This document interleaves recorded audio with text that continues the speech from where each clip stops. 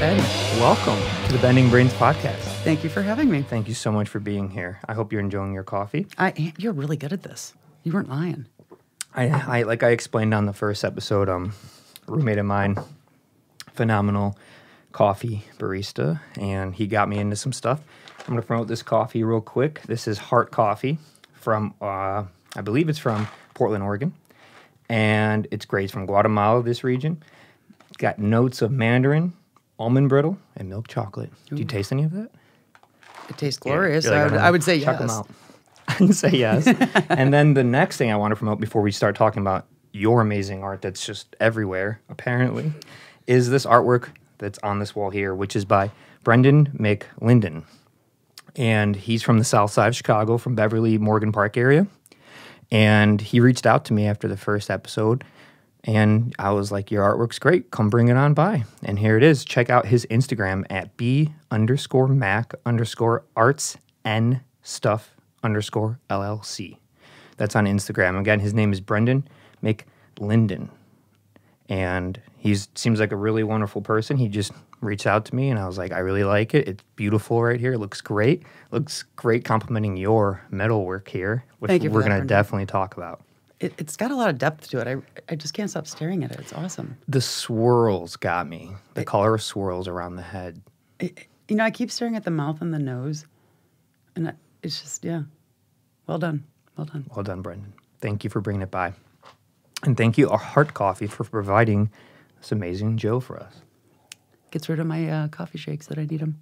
How often do you have coffee? Every day? Every morning? Yeah. I'm a first name basis with my baristas.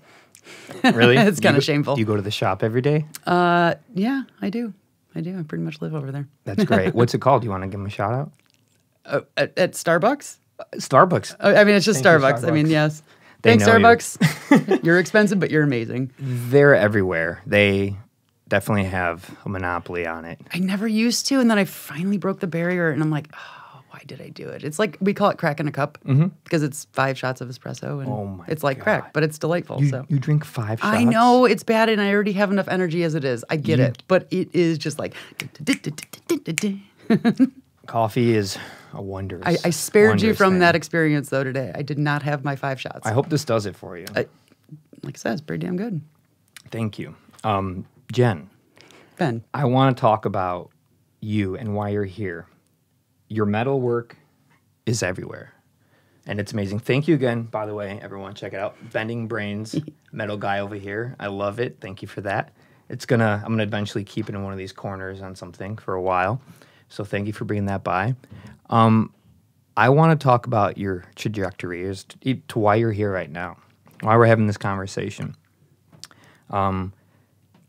We met because, well, you were just telling the story before we went on air, but we met through me having DZ Fest and having artists come and sell their work, present their work, display their work, what have you. And you found out about it through a band, Fletcher Rockwell, Yep. Mike Nutt, and want to go from there. I forget the rest of the story on your end of it. Well, I mean, just kind of going back, I'd never really done a show. So that was kind of one of my first selling my art. Oh, nice. Just, it's a hard market for heavy metal work that's very one-off and one of a kind. So my best friend, Erin Daly, is now engaged to Mike Nutt. And she sent me the link and said, hey, they're looking for artists. I'm like, okay, I guess, I'll send out a little note. And you came back, we're like, yeah, we're still looking. I'm like, all right. Yeah. All right, let's do this. It was awesome. All the artists that were there, too. It was like kind of an eye-opener. So I have like some of the paintings from your other artists that were there, too. Eye-opener. And they're all like an eye-opener of small art, like other artists. I mean, if you think about it, like me going into this world of metalworking was such an off thing for me to start that I didn't think of the craft world or the art world. I just, like, where do you bring your stuff? How do you sell it? How do you market it? And just seeing everybody else and what they do and the different types of artists that are out there. You have sticker makers, you've got painters, you've got knitters. There's just so many cool things. There is. Like, it's amazing how people's minds work. So that's the eye-opener. Plus, you have great music at the same time, so you really can't lose. Yeah, the artists that come to display their work and sell it, and then the musicians who are playing, coupled with the volunteers helping, like the community of it's just a great environment, and it's really the musicians and the artists like yourself that make it that, because like your artwork was everywhere. I had the big ones. You had the metal horse that had to have weighed TKO. She's 620 pounds. 620 pounds. Just on her own, and then her cart was another like 300 pounds. Yeah, she's a big one. That was dangerous to move. It was so... Thank you for having all the guys to help. We had the right people here, I'll tell you that. You know what? I've learned a lot since then. So next time, if you're looking for more big projects... Yeah. There'll be a next time. I'll bring it... I'll probably have my own tractor by then, hopefully. Do you want to talk about, or at least say the name of your art business and promote it a little bit before we get into the thick of it?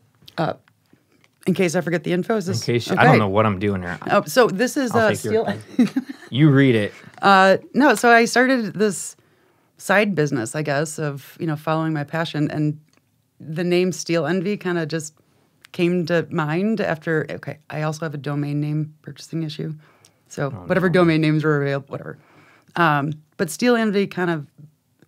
The name came from a lot of different areas. So you see someone else that has a lot of scrap metal or cool parts or transmission gears. Maybe not everyone looks at it like that. Mm-hmm. But you kind of get steel envy, like, oh, your materials, your supply, your inventory. You kind of get envious, like, oh, man, that'd be awesome to have. Or machines and things like that. That's very clever. I didn't even go there, so that's good. Yeah, it's one of those weird worlds of the metal people, the scrappers of the world. It's like, yeah, I've done my own dumpster diving before. I'm not ashamed of it. Of course not. I have too. There's lot some of good stuff out there. People throw away everything. Yeah. Like, it's once in someone's home, and now it's not. It's somewhere, and it's probably going to end up in the garbage. And if you go to the right neighborhoods, I'm talking to you people who have high property taxes, you like to throw out some nice things. So thank you, I guess, for doing that for us scrappers out there. At least we're making it go to the right place or making sure someone still appreciates it. Yeah. But no, it's a weird world. But Steel Envy is just kind of like that, the happy place. Let's call it. So I like it. It's a clever name and it sticks out. Well, then you have the tagline "Socially Awkward in Suburbia," which truly fits me quite well. Mm-hmm. So that's my little tagline of it. That's great. It sums me up in a little nutshell. And it's the same for Instagram. Still MV at Instagram, Facebook, everything. Facebook, I've signed back. It's been 10 years since I've been off of it, and oh my gosh, has it changed? So I feel like my mom is better at Facebook than I am. She probably is. It's a whole she's a new ninja, world. so yeah. And your email. Do you want to give out your email if people want to reach out to you for any work? It's probably difficult to spell for a lot of people, but it's kresl.jennifer@gmail.com, and that's Kresl is how you spell the last name. Yeah, and that's your last name and your first name. Yeah, okay. Jen Kresl. Well, Jen, I want to get into the thick of this. Oh, boy. Can you tell the audience who is listening your trajectory, like where you started, maybe even when you were younger? How far back you want to go? Let's go back to when you were a kid. How did you get to where you are now? Short, fat Jen, huh? Awkward Jen. Well, I mean, how did I get here? I mean, I wouldn't think that my life, the way it's gone, has brought me to this place necessarily. But, I mean, I used to ride horses competitively, and then I managed a barn that used to be down the street from us. We lived out in Oswego for a little bit. So I do have this weird passion for horses. Not weird, but it's just it's like building the TKO project. It's like I can build it from my mind because it's the depth of a horse is something that I just can see. Was that your first major project, making a metal horse?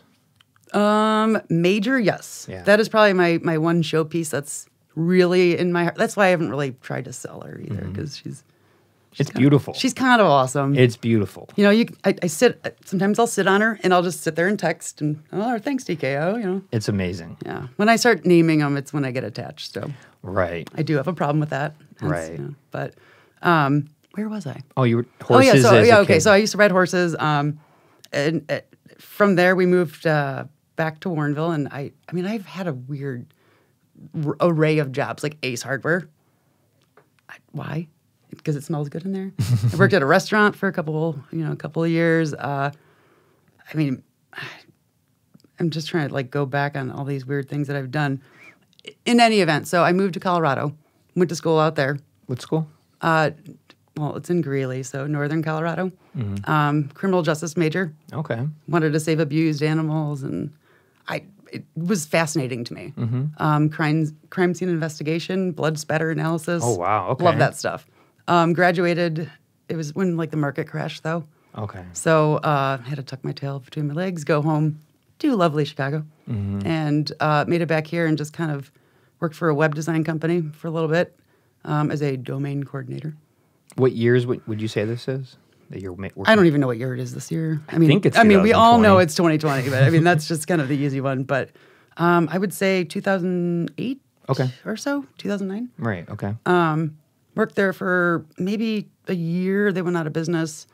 And then I went into logistics analyst position and data nerd. Well, Emerson Process Management was another one where I was more of like data nerd, but event planning, which was awesome.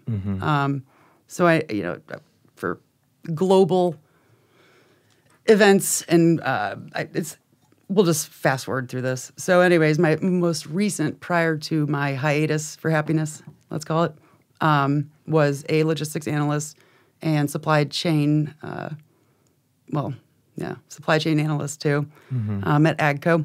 I don't know if I should be saying the name. I mean, you don't work there anymore, right? I don't. Then who cares? Yeah, that's true. I mean, And that was your last. that was my last real grown-up Real job. Yeah, grown-up real job. grown-up job, let's call it.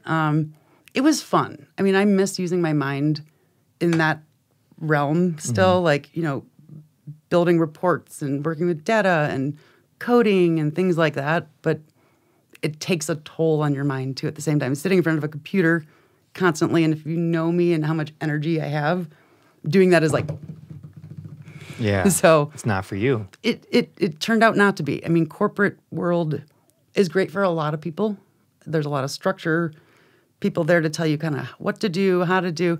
There's money, yeah. Let's be honest. But yes and no, because it's money, but there's also a lot of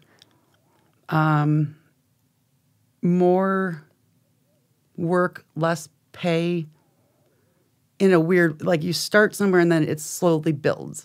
They start adding things to your tasks, and you start to become like that person that's overwhelmed, overloaded. You're not able to really give your A+ work, and you start to just kind of like disappoint yourself.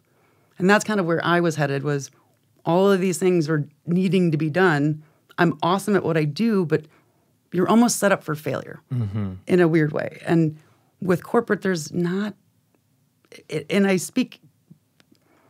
want to say general on this, but I don't know a lot of outside of, maybe other people would disagree, but I just feel like there's a lot of politics that, I'm trying to think of the right way to put this. The setting you up for failure is kind of where I left off, with where I was like, you know what, I just can't do this anymore. It's not meant for me. The money's great, but I'm unhappy. I go home, can't even switch off I got to do this report. I got to do this report. You go and you sit in front of a computer more. What time would you start work? 4 o'clock in the morning. Oh my! At home, or like you'd be at the office? I'd be at the office. It would depend, because salary, which is always kind of nice too, that guaranteed. It'd be anywhere between like 4 a.m. to 6 a.m. maybe. Oh my God. But again, it was also choice. I wasn't required to be there until 8. But what you were saying earlier, the way they finessed you, you almost had to. They knew that I would overachieve and that I would give my all no matter what. So even if I was set up with a deadline that wasn't practical, if it's within business hours and I didn't give 110% on everything, they knew that I would come in and I would get it done. The one way or people another. who run the higher ups at those types of companies or businesses are smart individuals, and they could see this in people.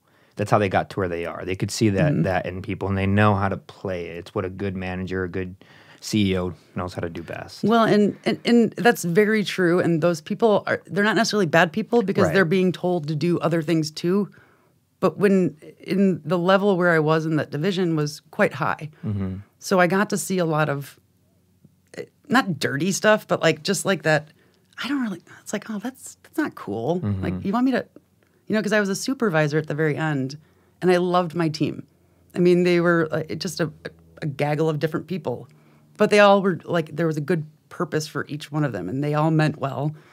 But it's like to know that you have to phase someone out that's trying their hardest, and that's what they're asking you to do to get them to quit. Those are the things where it wasn't me. I'm not, if someone...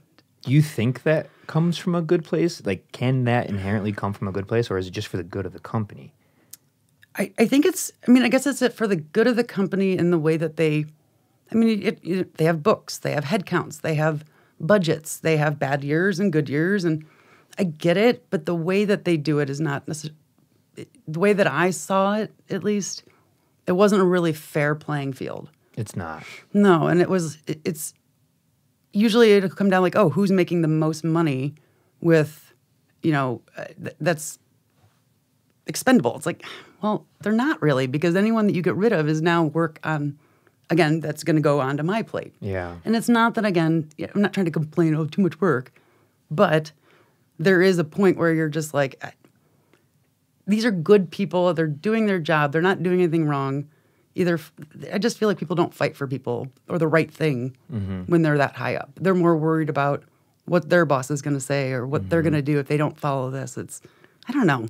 It's sticky. It's rough. It's rough on the soul. Like when would you leave work on an average day? It could be anywhere between 2 p.m. and 6 p.m. I mean, there were days where I'd pull 13 hours. Right. And that would be literally sitting in front of 3 monitors. Yeah. I know, tapping around. Makes me a little queasy. I know. It makes you a little anxious just thinking about it. It's like, I do can't that. believe I did it. Like, and I would just be writing code on walls. Like, here's my giant whiteboard, and I'm writing out the whole thing, trying to figure out. I mean, again, it was awesome problem solving, and I kind of missed that, kind of using that part of my brain. But don't you still use that with what you make? You have to think of things from nothing. Yes and no. Like, I can build things in my head, but sometimes there's also the practicality side of things. So is it practical to be building a tank that's 300 pounds? Who wants to buy a tank that's, where are you going to put a tank that's 300 pounds? And it could only just be a tabletop size, but it's 300 pounds. There's a market for everything. Like, I know, right? If I was 6 years old and my parents got me this metal tank, like, you have no idea. Like, it would still be in this house. Like, I would love this thing. Like, I would play with it all day, and you can't break it. You'd have awesome arms by the end of playing with that thing. Like, I don't think you can break this thing. Oh, it has moving parts. Look at that. Of course it does. It comes out to if you know.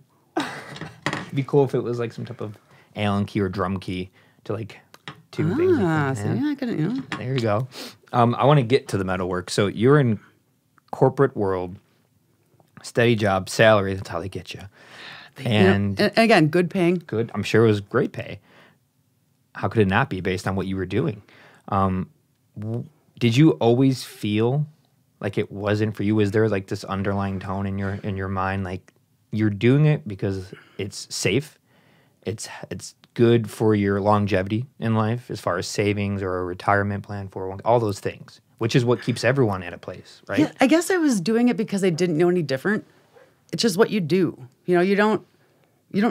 Most people don't do what I did in between. Like once I left corporate, you're just kind of used to it. You either go and look for another job, you have it lined up. You don't quit without anything lined up or steady income or anything like that. But I guess the perk was always working corporate and having that 401k. That's kind of what I used as a buffer.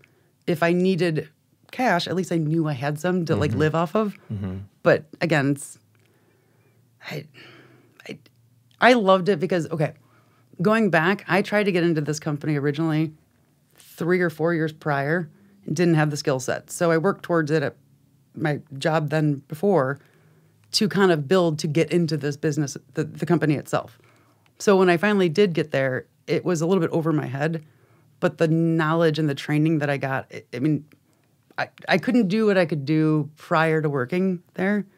So I take it as like it was a job that was meant to be because I learned so many things, being a supervisor or, working with different crews and different, supply chain or, marketing or, there's some good sides to it. Of course.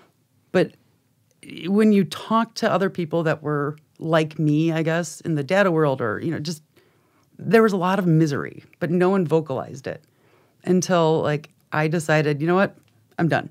I'm going to give you guys a 3-month notice. So kind. And everyone's like, no one does that. I'm like, well, I'm not leaving because I hate everybody or want to set you guys up for failure or I'm pissed off. You wanted to have a really good transition. I wanted them to find someone like me or like that had that I could train fully to say, let's set this team up for success. Yeah. Unfortunately, they didn't utilize that time. So it just... You're a good person for doing that. Some people just leave. So that's nice they of didn't you. piss me off. So it's Right. not like I was doing it with vengeance. It was just kind of one of those, I'm just not happy, And if you're not happy, life is too short. And that's kind of the realm that I was headed towards is my husband would be like, I'd come home and I'm frazzled. I'm like, I couldn't check it off. I'm like, I just need like an hour. I'm like, no, I'm just angry. Like, damn you, Dada. So it takes, you do, between waking up and getting home, it could be 12, 15 hours. It could be a lot. And I would work holidays and I'd go on weekends. What's going on in the evening? To me, the most important thing, I say this all the time, and forever people are going to hear me say this, are the in-betweens. It's a simple phrase, but you come home from work, you have X amount of hours before you go to sleep to maintain your health and sanity and regenerate. What goes on in those hours when you're just bringing that home and you're losing it and you're not satisfied? I mean, if you think about it, like if you're working that many hours, when you get home, there's so many things you're trying to get caught up on. Even just simple, silly life, like laundry, cleaning the floors, washing the dogs, taking a shower. Groceries, cooking, there's so many things where it's like, you're never feeling like you're caught up in life. You're just trying to catch up at work. And then you get home and you're like, nothing's done in my life. So everything just feels incomplete, and just messy. And like the fun things, like a hobby. How do you even have time for a hobby? And that was it. It's, and I started actually welding while I was still with the company. So it was kind of like a side gig, I'll just putz around. And I kind of found myself loving metal so much that that's what I would go home and do then. Not that the chores were still ever getting done, so those could just wait. But I kind of realized that, I'd leave this place, and that was the one thing that allowed me to shut my brain off and say, no more data, no more this. Let's build something that's in your head. And it'd be either someone that would inspire me or something for the day that would also just be stuck there, and I'd build it. So, I don't plan building a tank. I don't plan building the Colorado scene. Is that what this is? Oh, So explain this to the camera okay, people. so this is what I would call Colorado in my own little world. So on this side is like your campers. You got like a little fire pit and cactus and okay, sun's rising over the little mountains. And then on this side you have like your resort style, your little fire pit, little seats, trees, and And this is a saw blade that it's on. Yep. And these are some type of grinder, drill bit type of things? Okay. Yeah. That's really cool. And the little bearing, yeah. Yeah, for those listening, Jen brought in 4 pieces of metal work. I think so. 5. There's another. We'll bring that one up here. Ooh, the bike. That's bike ride. Cool. We'll just leave it here. Leave it on the table. Yeah, like that. I'm going to knock this down. Oh, it's okay. I told you about my flailing. It's okay. That's really cool. So 5 pieces. And so while you're at work, how long were you in the corporate world, even if it was previous job, something related to a corporate world? I mean, pretty much my whole, I'd say 10 years at least. 10 years at least? Yeah. Yeah. And then a bunch of random stuff before that? Yeah, I would say, like I said, I dabbled around, but I would say real corporate, I would say at least 10 years, maybe a little bit more. But yeah, I always like to try to work for smaller companies, but then I went to the bigger corps, and that's where... They get you. It's too good. You realize it. It's like, oh, man. They treat you, they have the money, the resources, and the notoriety to treat their employees well. Well, and it really does come down to money. Yeah. I mean, happiness is something in those companies, but they change the happiness is more, oh, here's some more money. Don't leave, here's more money. Because a lot of people, more money means you'll be happier. You'll be more secure. That sort of thing. And I don't know, you saw all my Amazon returns. I have a problem. But I see it when I first met you, and you told me briefly this story. And for those listening, I didn't hear the depth of this, just the whole it was a brief outline. It inspired me because I know so many people in your somewhat situation of just having a really nice, steady job. They went to college. They got a good job. Job is so safe, secure. From the outside, people who don't have those jobs are like, man, you're lucky. That's an awesome job. I do this, I do that, and you're doing that. You know, they get envious. But no one ever told me, being a logistics analyst, they were envy about. They'd be like, what is that? I'm like, you know what? It's but they might be envious of the security Yes. and the safety and the guarantee. Yep. Having the cush job and yes. Mhm. And you're not outside breaking your back. Like there's Like nothing now. like now, exactly. But you probably love it. I'm assuming based on what you were doing that you needed to do this. Like seeing your energy, you need to be doing something. Well, there's also physically. another sub backstory to the whole me going on this hiatus too. So going back to when I lived in Colorado, big snowboarder, I actually had a back injury. I've been through 2 back surgeries. The last one was awesome, and that's why I'm able to walk. Really, What happened? How did you hurt your back? you know, I think it's just a being a dumbass. You know, hitting That'll jumps. happen. Yeah, you know, just Yeah, no, I've you hit it and you just know right off the bat. You squeal like a pig. You hit real hard, and you're like, I'll be fine. I'll be fine. So after just so much of that, I had 2 herniated discs in my lower spine, and it sucked. Yeah, absolutely. People who don't have back pain have no idea. When people are complaining about back pain, like it's rough. I mean, everything you do, you know, brushing your teeth uses your back muscles and everything. So yeah, it's the structure. It is the core of your body. It really is. I mean, I'm not underplaying, you know, knees or, you know, hip. Everything hurts, you know, but for me, it was almost a good 8 to 10 years where I had some sort of back pain. Oh my God. I had a botched back surgery out in Colorado. It didn't work and it just went bad. So whatever, we'll stay out of that one. But it got to the point where when, let's just say I'd be walking down the hall, it would hit and I would just drop to the ground. Oh my God. I know. I had just started dating my now husband, and there were points where I'm like, "Hey, honey, can you put my shoes on?" You're like, "Can you help me put my pants on?" And you're what, like in your 30s, asking for Not help even. like that? Yeah. Not even? Not even. Yeah. And it was rough. So yeah, I mean, it's like friends want to invite you out, but you're like, "Oh, I can only stand up for like 30 minutes, maybe. I have to sit." God. It was rough. Debilitating. It was. You know, like brushing your teeth, I had to like lean against a counter. Like Just emotionally. you drop a pen, you're like, yeah, I'll see you next week. I no way I'm getting that low. Isn't that terrifying? It was. So like, you know, I finally had a fusion. And that was the best thing that's ever happened to me. But I also feel like I'm making up for lost time because I couldn't do anything. I couldn't go to concerts, couldn't put my shoes on, couldn't do any of that. So to me, it's like now that I have the chance of having my back, I can lift metal, I can move stuff, it's going to happen again is what I've been told. So I'm going to have Really? another fusion at some point. From doing the work? No. Or in general? It just happens? No matter what, it's going to happen.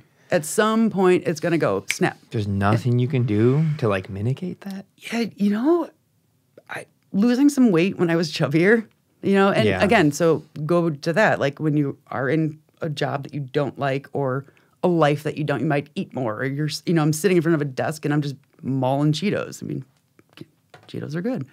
But you start, you know, like it takes a toll. So the more, all that kind of stuff. So Well, you also might not have enough time to work out if you're working all day. You're tired Absolutely. when you get home. If it's the winter, it's it's the dark. last thing you want to do. Yeah, it's like, you know, I just want to do something that I enjoy and working out is not on my list. I'd Most rather eat people more feel Cheetos. the same way. Really, Yeah, it's you know? true. And that is where my job now, outside of just, you know, metal work, it's all I'm doing. I'm moving. I'm lifting. There's just, my whole day is literally a workout. That's and amazing. when I go home and I build these, I'm still working out. I'm moving metal. I'm moving things. I mean, everything is lifting and heavy and I love it. Do you find yourself like sleeping better because of that? Like the constant working out, moving, and like staying active all day? Yes and no. There are times where, yes, like I get home and I don't ever sit down because the second I sit down, I melt, like out in 20 minutes. And that used to not be the case. I used to be up all night long, just like bored. You weren't moving enough. Exactly. Yeah. You know, like if you're sitting and your hips start hurting because you've been sitting in the same position and your legs are asleep, you're like, hey guys, I'll be there in like 5 minutes. Gotta wait for them to wake up, pins and needles. It's like, I just don't sit. I just move. But at the end of the day, it's like, okay, good night. But I'm not a big sleeper. How much do you sleep a night, you think? I think nowadays I'm averaging maybe 6 hours. That's better. It is. I do have a tendency to pull what we call, my alter egos here, night welder nights, which is where I stay up all night and I create. But it's the time that no one interrupts. Phones aren't going off. Everyone's sleeping. No one's stopping by. I can just do whatever I want to do. In the zone. Yep, that's absolutely it. And I make my best work when I'm doing it. I relate to that. I don't do that as much anymore, but my goodness, I used to. I used to do that with music, just up till 3, 4 in the morning, just by yourself making You get the inspiration and you just get in the zone. It's like, sorry, honey, I'll see you in the morning. I'll bring donuts. You know, like, but yeah, it's not healthy, but it's a different ball game when I'm assuming you don't have children based on I do not. No. the actions you went along with, because most people, that's another thing, most people couldn't or would be insane to do what you did if they had kids. Precisely. And that's where I feel bad in that aspect of like, I totally get it. Why do you feel bad? I guess bad isn't the right word, but I feel like everybody should feel like they have the opportunity to make a massive change in their life if they're unhappy, whether they have kids or not. Like, there's got to be a way. But that's why you're here, because your story is what you can do that in ways you didn't think was possible. That's what I try to do. Yeah. Like, I try to do that with like the fest and the events and all the artwork. It's like you might be the only person doing it in this moment, but you could inspire others or at least start getting people to have hobbies when they get off work. I truly hope that, yeah. I mean, if I could change anyone's life, even just from this discussion, I mean, it would be a game changer for me. Just because not many people get to find their passion or have the opportunity to even go looking for it. So when was the turning point? You're in the office every day. You got your salary, savings, 401k, future. You got these big plans. You got a whiteboard, 3 monitors. Things are crazy. You have a mini fridge for water. You got everything you need, right? Probably back coffee. when I drank a lot of water. Probably coffee in the break room always. Good lunch food. Like, when were you like, I'm going to do this instead? It was one of those, like, I wasn't even sure if I was going to take Steel Envy and run with it. It was that I knew that I didn't want to work where I was working. I didn't want to be doing what I was doing anymore. And I didn't know. But I figured, okay, so it started off being maybe I'd take a month or 2 off.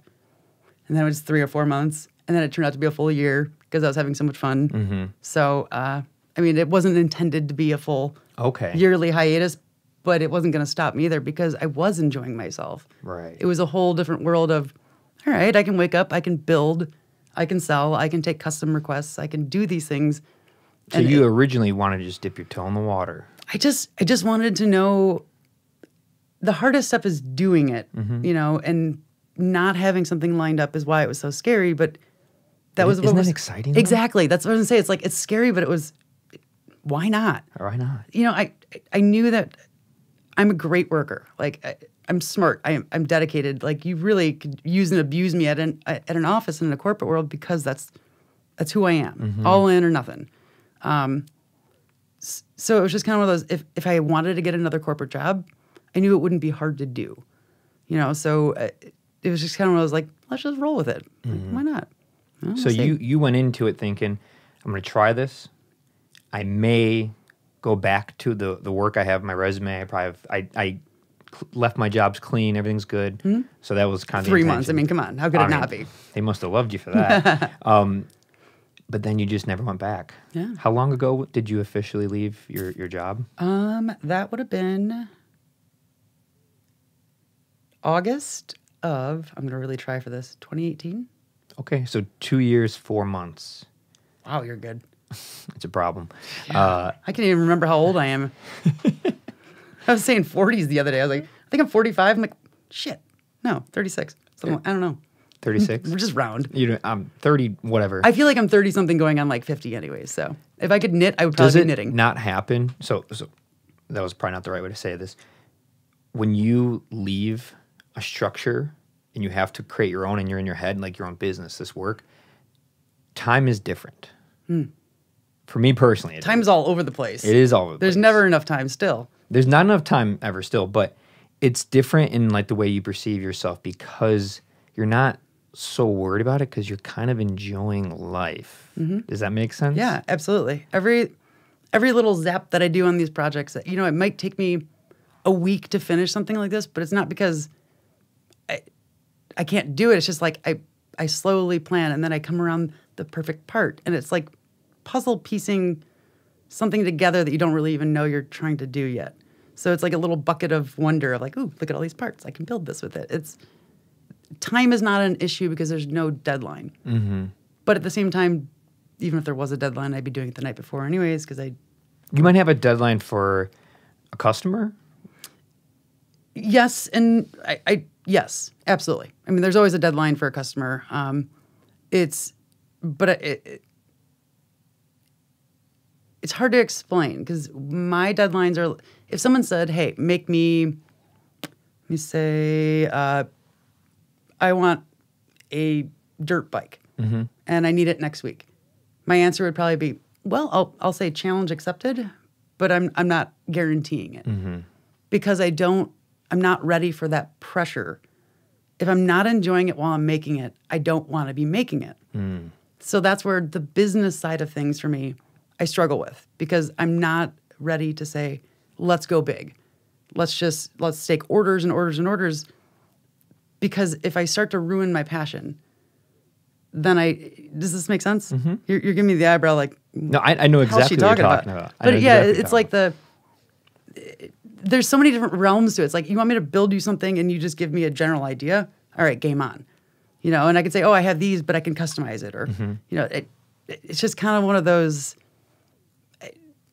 I don't want to ruin it. So do you like it when a customer is very straightforward with what they want or they give you one hint and leave it open-ended for your mind? The one hint, because what I see in my head, I know is so in-depth detail, like what I'm building, that I know exactly in their head, they've got another vision, and we're probably not meeting on the same.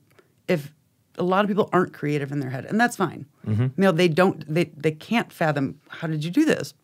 But they also are imagining probably a project they saw in the past or someone else's work. And that's the number one rule. If someone has a request, do not send me someone else's work as a reference point off the table then.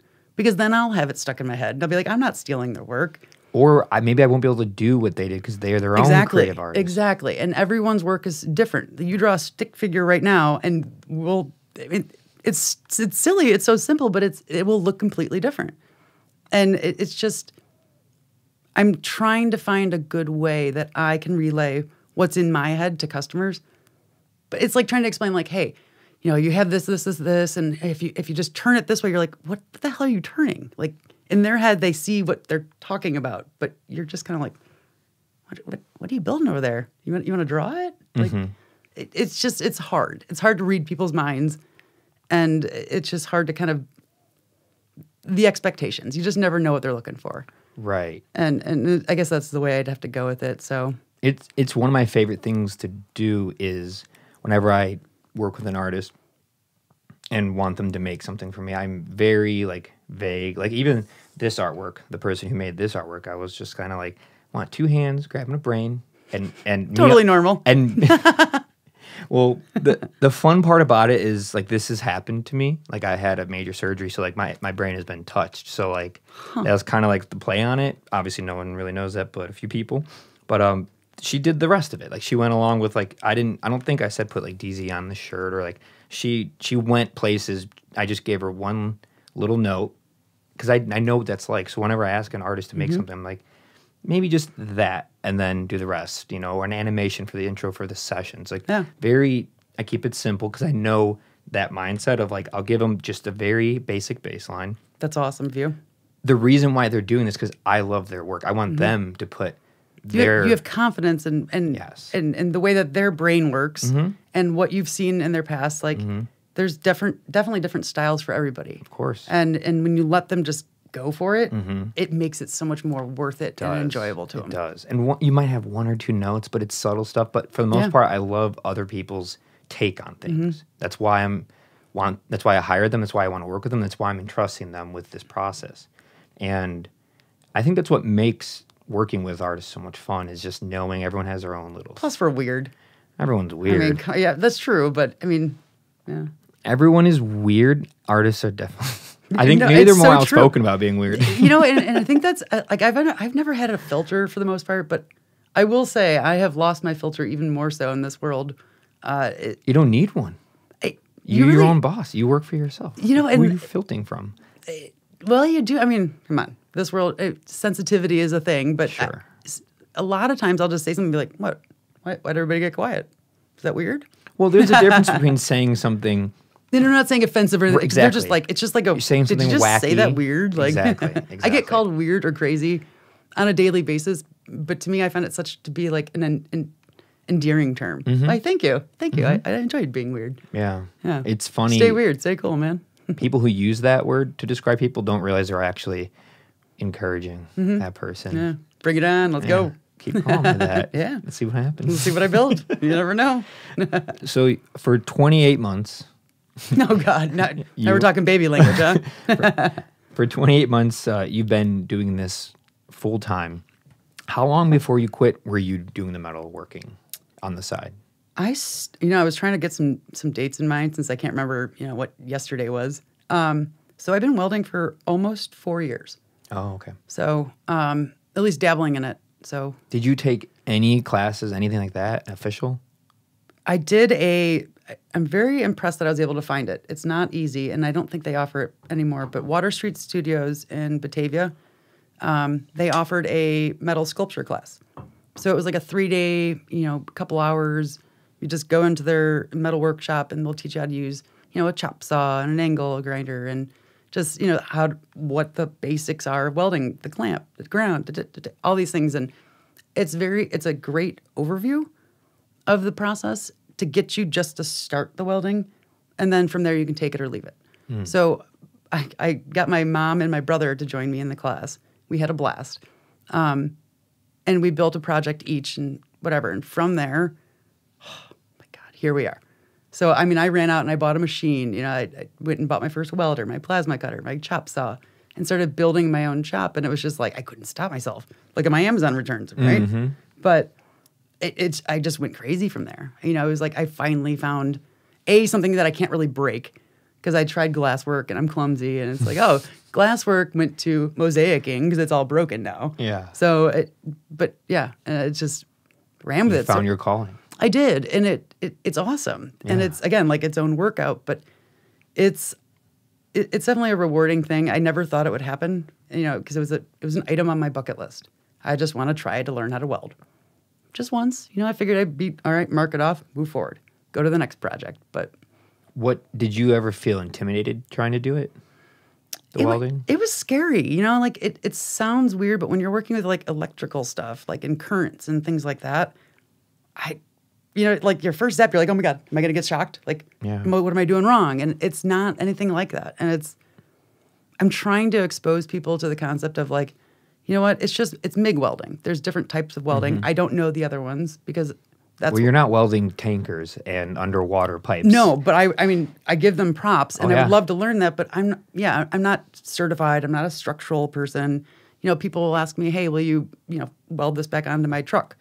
No. Yeah. I mean, I could, but I don't want the liability, and let's find someone that really knows what they're doing. I feel the same way. Like, I love doing handy stuff, but I'm like, when people are like, oh, can we build that? I'm like, probably can, but like I just do it for myself. Like when I have to fix stuff, I just do everything myself. But I'm not a professional. I don't do this every day. I have to cut into your vehicle. You really sure you want me to do that? I have no idea what this is even for. What am I welding? Like I get a lot of the snowblower requests or like hey, can you fix this? It's like, I don't like practical things. Yeah, right. Like, you want to build a little guy that holds a little hole. Like, okay, let me decorate it first. Okay, cool. That's so funny. I don't want to do stuff that will I don't want to start a side job where I just do maintenance for people's metal. It's amazing what everybody has something of in their world that has broken, like Oh, yeah. a wrought iron chair or an old decoration, which is probably my least favorite request. Hey, can you fix someone else's artwork, please? Oh, man. No, I can't. I'm so sorry. That's really funny. It happens so often. But like these are the things you have to be asked to learn yourself, like who you are, your boundaries, what you do want out of this, what you don't. So like those things are good, and you never know. You might find yourself doing something that turns into something new, but you at least know your boundaries. Like I don't want to be fixing. I don't want to do maintenance. Yeah, and I'm okay, here and there because I do want to learn how to fix a trailer or, actually Mike Nutt's trailer. He does landscaping and he had a really squeaky trailer. Like this thing, you could hear him like 2 miles away. Like, oh, he's almost here. Yeah. So he was kind of my test dummy. So I'm like, yeah, drop it off. I'll putz around with it. It was super fun. Yeah. But if the next person wants to come and be like, hey, can you fix my trailer? I'd be like, oh. Yeah, it's a one-off. Yeah, one-off things. Yeah, like I learned. There we go. It Yeah. no longer squeaks. It's silent. And well done. Yeah. But Well done. ooh, My jokes. hey, proud of you. Thank you. So you've been doing this full time for 28 months. When did you first realize? I know. Sorry. When did you first Minutes. realize Give me I'm minutes. not? Oh shoot! I'm not on. going to go there right now. All right. You're just gonna have to calculate it in your head, and then suddenly you'll. Well, 28 the days. 28. We'll do an average of 30. So Weekends count? Holidays? weekends. There's only 205. Yeah, 205 working business days. Is there? I thought it was 260. I don't know. Shit, I think I'm. See, 2 years. I got nothing.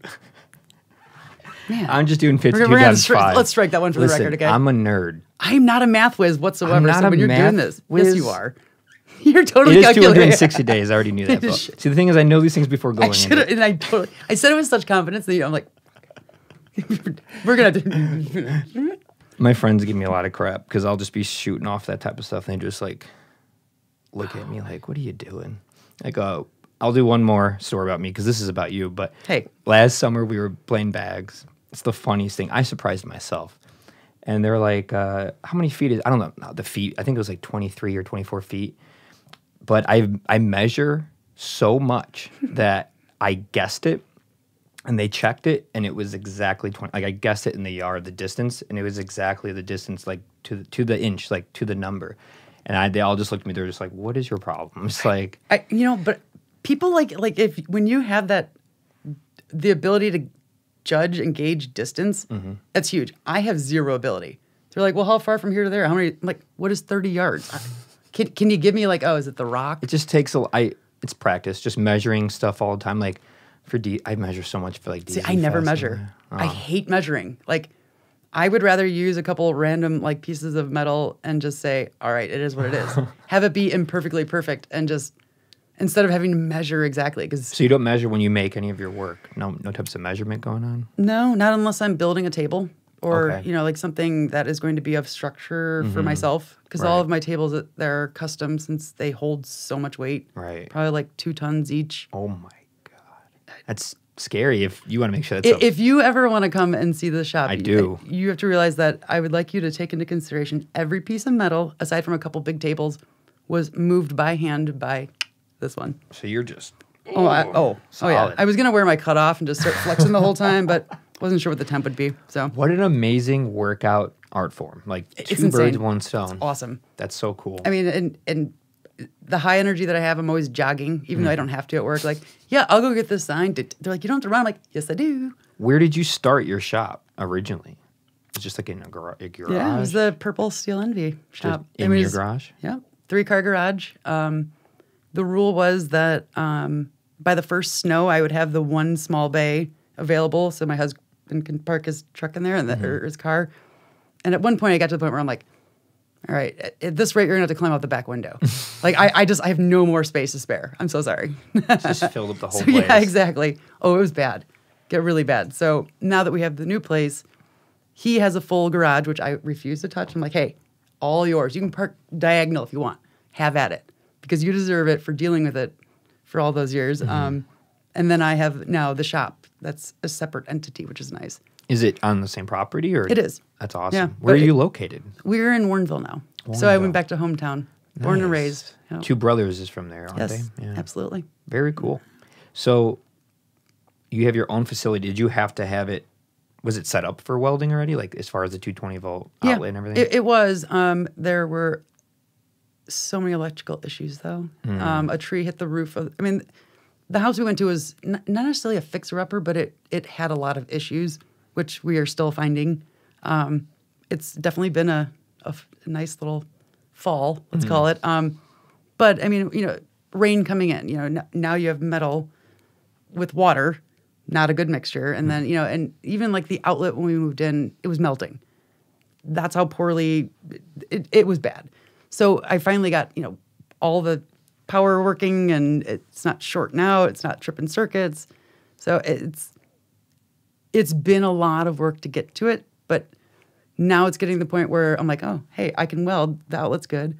I can now get another one over there and have another station that I could build something. It's like, stop yourself. Yeah, but Crazy. That type of mindset is why you're here now. That's how you built all this stuff. Well, you never take an outlet away from a Kresl, is what everyone always says. Like, if I get to design a brand new fresh shop, there will be outlets, ceiling, floor, wall, I mean, here. you need that in a shop. You need that in any type of workspace or It's studio. like vacuuming your house and you have to unplug it like 5 times. There's nothing more annoying. You just, there's one spot where if you got to plug that vacuum in, you could hit every little crevice on that level. It's so stupid, but it's like the prime location of an outlet is everything. Yeah, no. It's funny how much better newer houses have gotten with outlets and their placement and the amount of outlets and You can the never safety have of too them. many. Yeah, you'll I go in mean, a new come house and they'll just be like every 6 feet. You're like, what the heck? Like in my house, there's one room that just has one outlet. You're like, all right.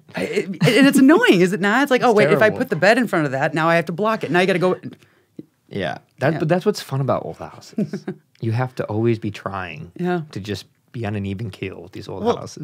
Let me put it this way: they were big DIYers prior to us moving in. There was a couple fans, but on the ceiling of this like 20-foot pitch roof shop is a dimmer switch that runs the fan. So get your poke and stick out to change the. It was just like it was those type of things where you just would look at it and be like, You could have done that differently. you gotta be kidding! Like, why? Come on, you almost made it. That's so funny. It's just like the practical. It's like light switches where, okay, does this drive you crazy? Is there a light switch in this house that you don't know what it does? No, because I grew up here. I've been Okay. here my whole life. So I know like every nook and cranny of this house. Okay, that makes I'm a sense. bad example. But I know what you mean. It's like There's plenty of people who I've heard them say that. it's like so. it's like where? Like this house has so many of them. I'm like, okay, if we flip this, is it turning the fan on in the shop? Is it? Yeah. Is it?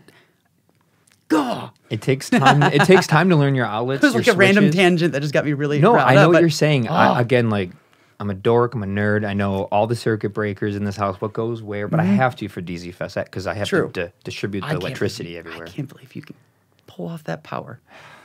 Teach me your ways, man. A lot of 10 gauge extension cords.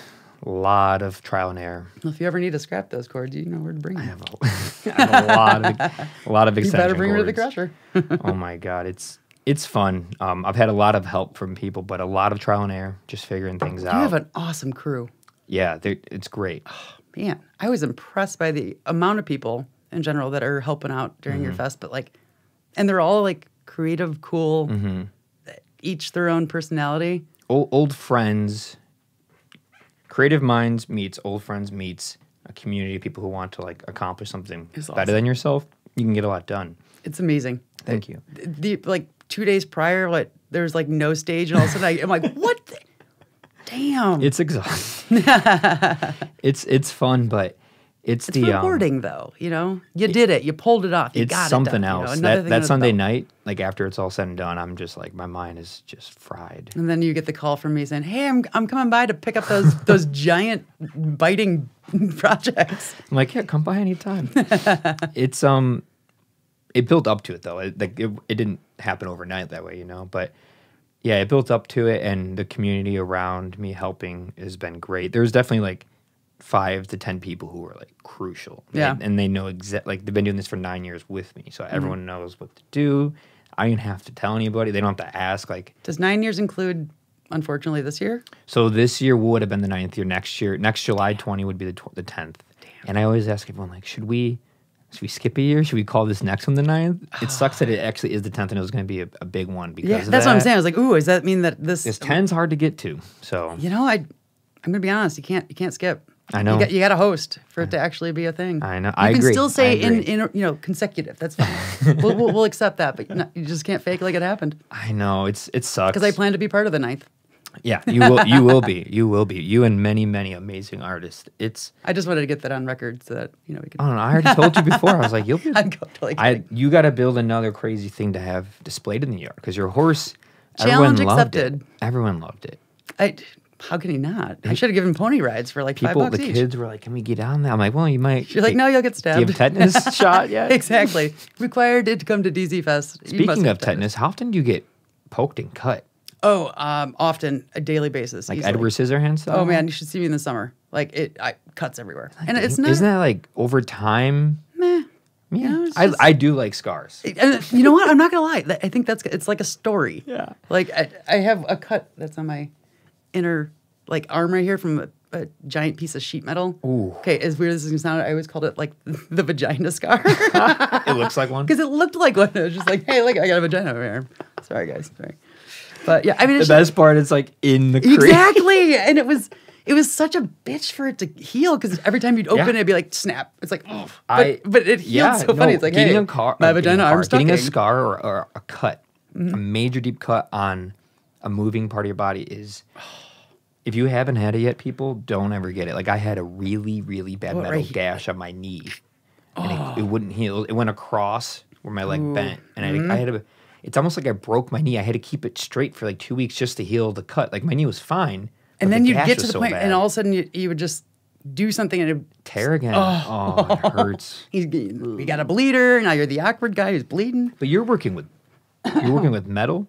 Metal can be jagged, sharp, abrasive. You name whatever word you want to use. Look at these things. Oh, those hands. I'm just lucky I have all 10 nails still. Do you wear gloves at all? I do, but after time, your hands kind of become their own gloves. Yeah, like do you They're rough. I'm assuming you follow every safety protocol you can. Yeah. So Maybe. no, I do actually, and the reason I'm smirking is because I have a buddy of mine that I actually taught him how to weld because he just wanted to learn, and it's perfect for him.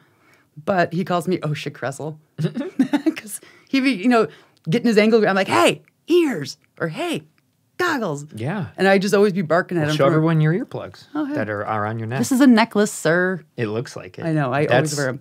Really great that you have those. They're amazing. Always wear your hearing protection when you're doing any type of absolutely. machinery, any type of anything like that. Well, that or like in the work world, like at my job, it's like I see people using machines. They're grinding something. They have no goggles on. It's like I get it. It's a 5-second thing you're doing, but anything can happen. You're dealing with metal. Exactly. Oh my God. Shards of metal going into your eye. No, thank you. It could cut your cornea. I had one. This is really funny. It has to do with DZ Fest actually. Oh, great. The day before DZ Fest 2014, almost 7 years ago, I went to eat a burrito with a friend at a restaurant.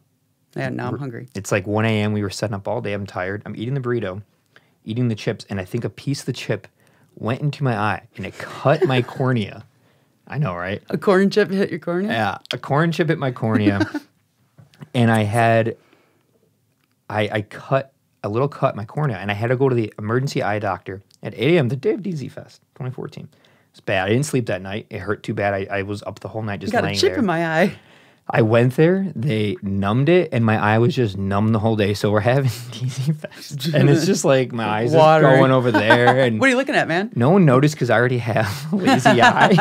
So I don't think anybody You're like, noticed. should I be offended no one notices or what? I was just like, I can't feel my eye. And it would just like sag and go places. But it was fine. It ended up being fine. But Sorry to laugh, but no, but like that was a chip. I chip. can't imagine small little pieces of metal. taken out by a tortilla chip. My Sorry, Achilles, Ben. my Achilles heel. But like, think about that. Like, that's so dangerous, and I can't imagine like shards of metal going into your eye. Well, and like we're talking. Have you ever seen the Brave Little Toaster? Of course. Oh, thank God. Of course. All right, so the big magnet, Blanky. Yeah. that's the Oh, world. You're gonna make me cry. I tell me about it. But those machines, like, that's what I work with. Like that, not, I don't run them, but like that's what I get to see is like brave little toaster every day of my life. But think about like picking things out of like a giant pile of shards of metal. Anything could fly out. You know, you push stuff into it. It's like a piece could just go blink. And we're talking heavy duty, big stuff that's 100 pounds. That's sharp. That could be flying out of there. And it's dangerous, but it's fun. It's very dangerous, but when you get really good at it and you follow your protocols, you have your own set of guidelines and rules for yourself, maybe above and beyond what is the industry standard. You know the people you're working with and you trust them. You make the eye contact. You know, it's all like the OSHA Kresl things. Like, hey, anywhere you're at in a warehouse, you got a forklift driver, make eye contact with them. It's like it sounds so like, you know, follow all the rules and you must do this, that, you know, hold hands when you cross the street. It's like, well, you know, They work. Hey, I do wander, so you might need to make sure that you hold my hand if I cross the street. You never know. But hey, how these rules came about, sadly, is from other people dying or getting hurt. Like when I was in I took 4 years of wood shop at my high school, and we would watch the same corny videos of guys getting their hands cut off and all that stuff. And once you finally meet that uncle, which I have too many of them, that got their fingers cut off and stuff, you realize like, oh, that really does happen. It's funny when you're in high school because it's just a corny video, not a real hand. But this happens to people every day. The eyes, the ears, the fumes, the breathing, all these things add up. Oh, yeah. Especially with you're doing those fumes. Let's talk about that. Fumes. Man. Why you gotta point blame at me now? Because This deep voice didn't just make itself. Welding Okay, yields some of the worst fumes a person can breathe in. It does. You work around it. So I have like 10 purple fans, of course. But like you always have fans set up or you have somewhere to push it out of the way. Doesn't mean it's going 100% out of there. But in the winter, it's the hardest because it's cold. You're trying to heat the shop. You know, doors aren't always as fully open as they should be. I do have, I'm really picky about my welding helmets. So I always make sure that I can fit a mask under when I close it, which is not a normal thing, which I find to be baffling. What do you mean? So like a respirator. Like I have a 3M, it's like the purple, but you know, it's the whole thing. But like a welding mask, when it comes down, sometimes sits too close to your face. So if you can't wear this bulkier mask and close your helmet down when you weld, you can't have that protection of inhaling and welding at the same time. So a lot of helmets don't allow it. Just the depth between it. It's like it gets stuck there. I know it sounds strange, and it would be a lot easier to demonstrate with, you know, a helmet. No, that makes sense, but I'm just thinking, like, why wouldn't the manufacturers of these companies design something that can do both for the safety part of it? I would have to say in the type of people, maybe. I don't know if it's the right way to put it. It's not the right wording, but they're kind of like the badass. You know, like the meh, whatever, I don't really care. You know, like the people who die at 45. Hey, I'm only 36 too, so at least I thought I was 40 something. So, but no, like if you think about it though, it's like they don't think about it. I don't think, and I didn't really either, and I don't always, and it does bug me. Yeah. And then all of a sudden I'll smell like the gas from whatever I'm welding. I'm like, whoa, hang on, let's get the fans going, because you just want to do a quick zap, or you're hovering over it. It kind of depends on your application. Are you outside welding? Are you indoor welding? Are you underwater welding? Or, you know, like, oh my God, the underwater one. It's so cool. I know. Crazy.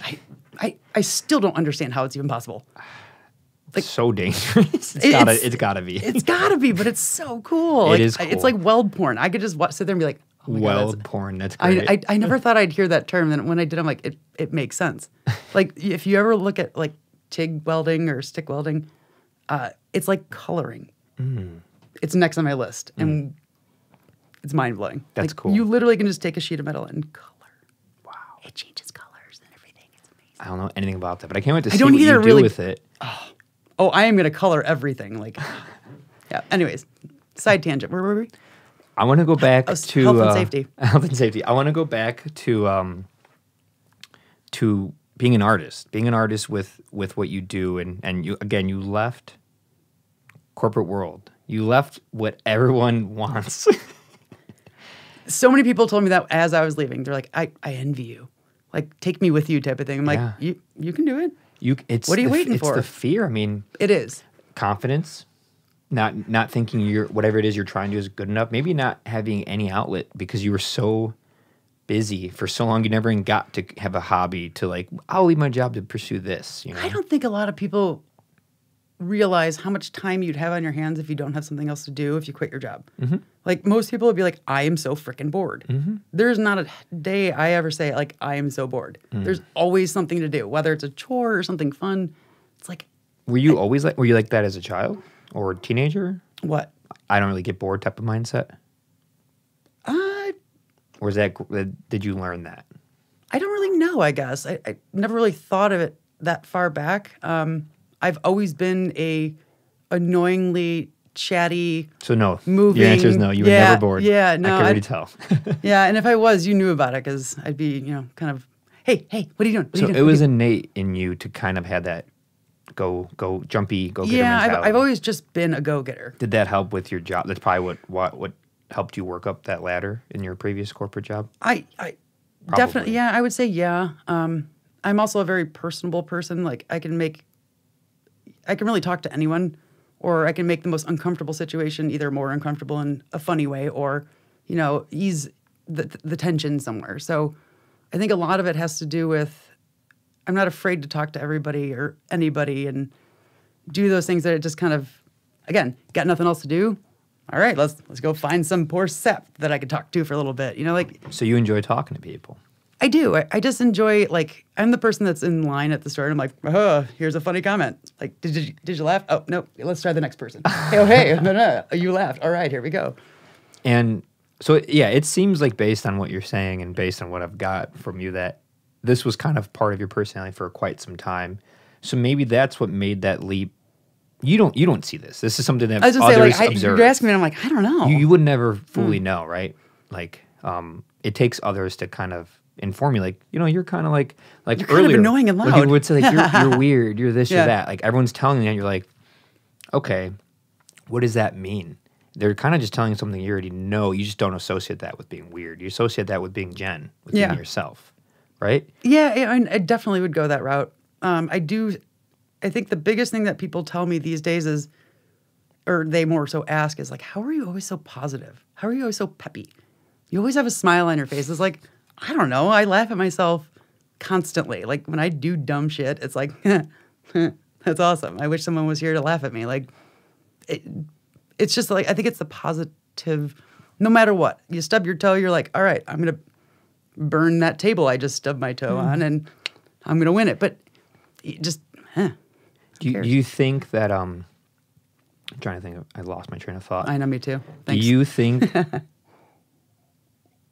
so you find positivity in everything? You have to. You have to. Especially like... Was it like that before you left your jobs? I would say I would always try to find the positive aspect to it, but it became harder and harder to like really believe it. I mean, you could tell people it'll be fine. It'll be great. We got this. We got this. But you're like, shit, man, I don't know. You just don't have the level of confidence. So it's kind of like a different realm of it. Like, like setting people up for failure. Mm-hmm. You know something that person doesn't know and where they're headed, but you're trying to stay positive, but you're like, I don't even believe it.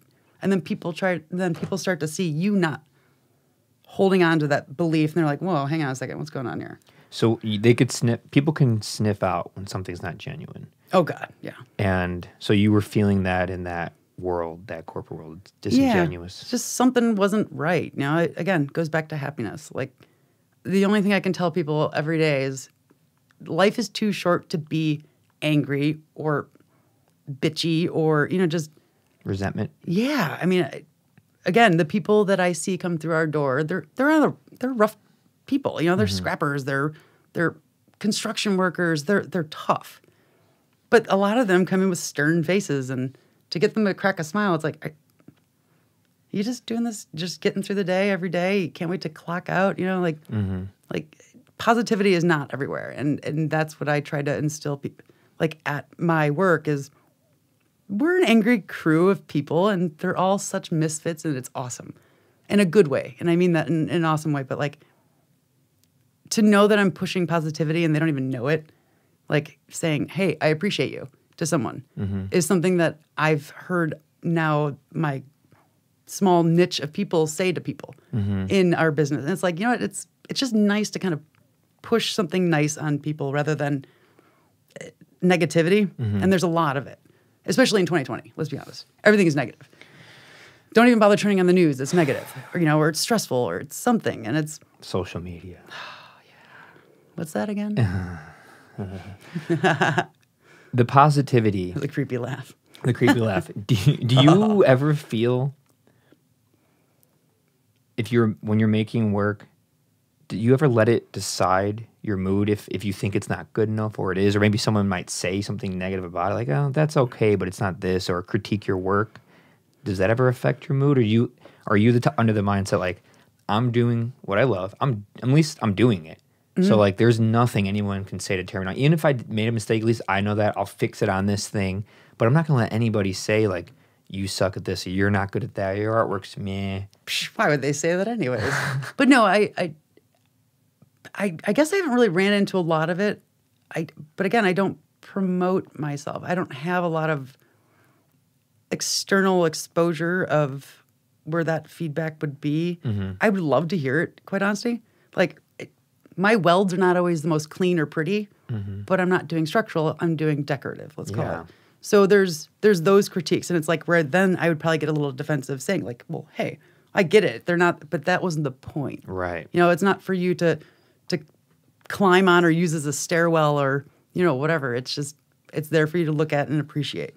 That's the best part about creative output is you can kind of get away with like doing whatever you want. And that's kind of what makes it so great. You don't have certain pressures to appease people. And that comes down with project requests, you know, and that kind of aspect. A lot of the things I make, I just make. And then I wait, and it sounds lazy, and it is kind of, because I don't want to do the legwork of promoting and, hey, pushing, and, hey, I got this for sale. It's at some point, every project that I've maybe clung on to for a little too long has found the perfect home. Yeah. Or the right person has been like, oh my gosh, that's it.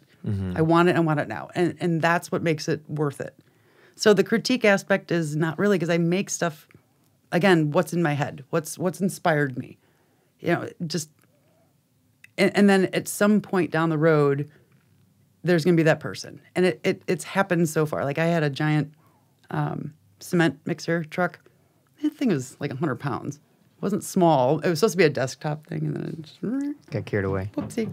But it was one of those where people are like, just sell it, just sell it. It's like, well, it'll sell. And then I had a small little show right before we moved, and it found the perfect home. And it was like the most magical feeling for myself. And the guy came back, and he's all proud, and we put it in his trunk, and I was like, that's why I do it.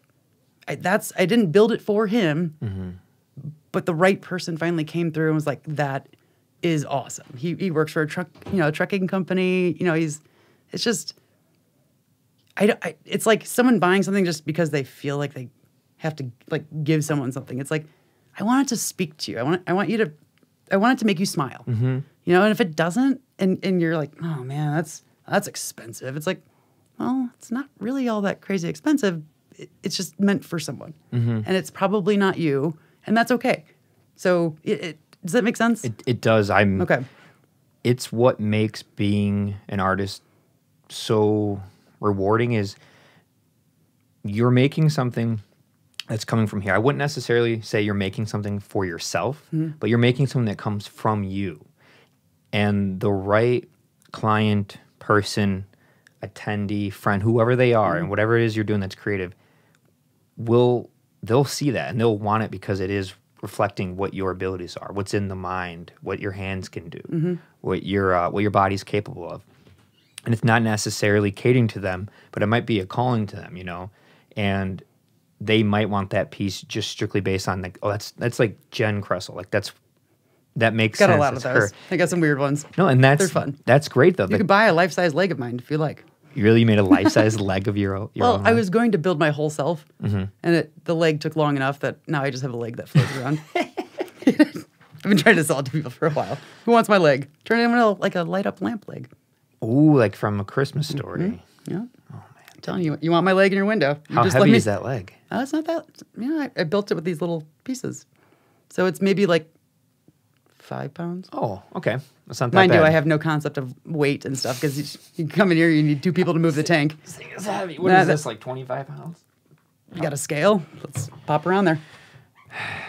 Man, that is heavy. That is really cool, though. It even has little USA in the back. Oh, look at that. Wow.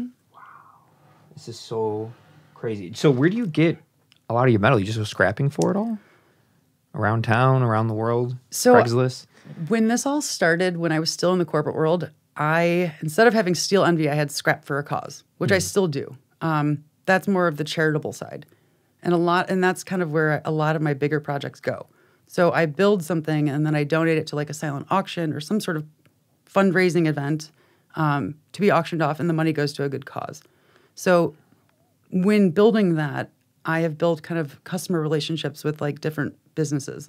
So like a lot of them are transmission parts for my transmission guy. Or there's like TKO the pony is made out of little slugs from racing go-kart clutches. It's like the punch out. So yeah, and that's like Max Torque is the company, and I love them.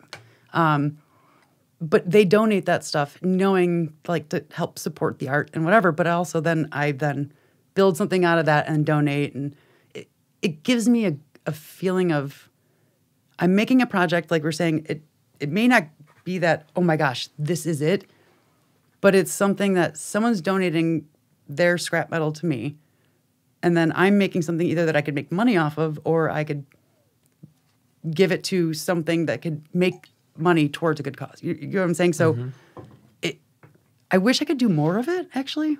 2020 hasn't been kind with that either for all of that. But the giant heart that I have, the heavy heart, the 7 by 7 by 7 foot monstrosity, which is amazing, is still it's a huge one. People have offered to purchase it, and I tell them flat out no.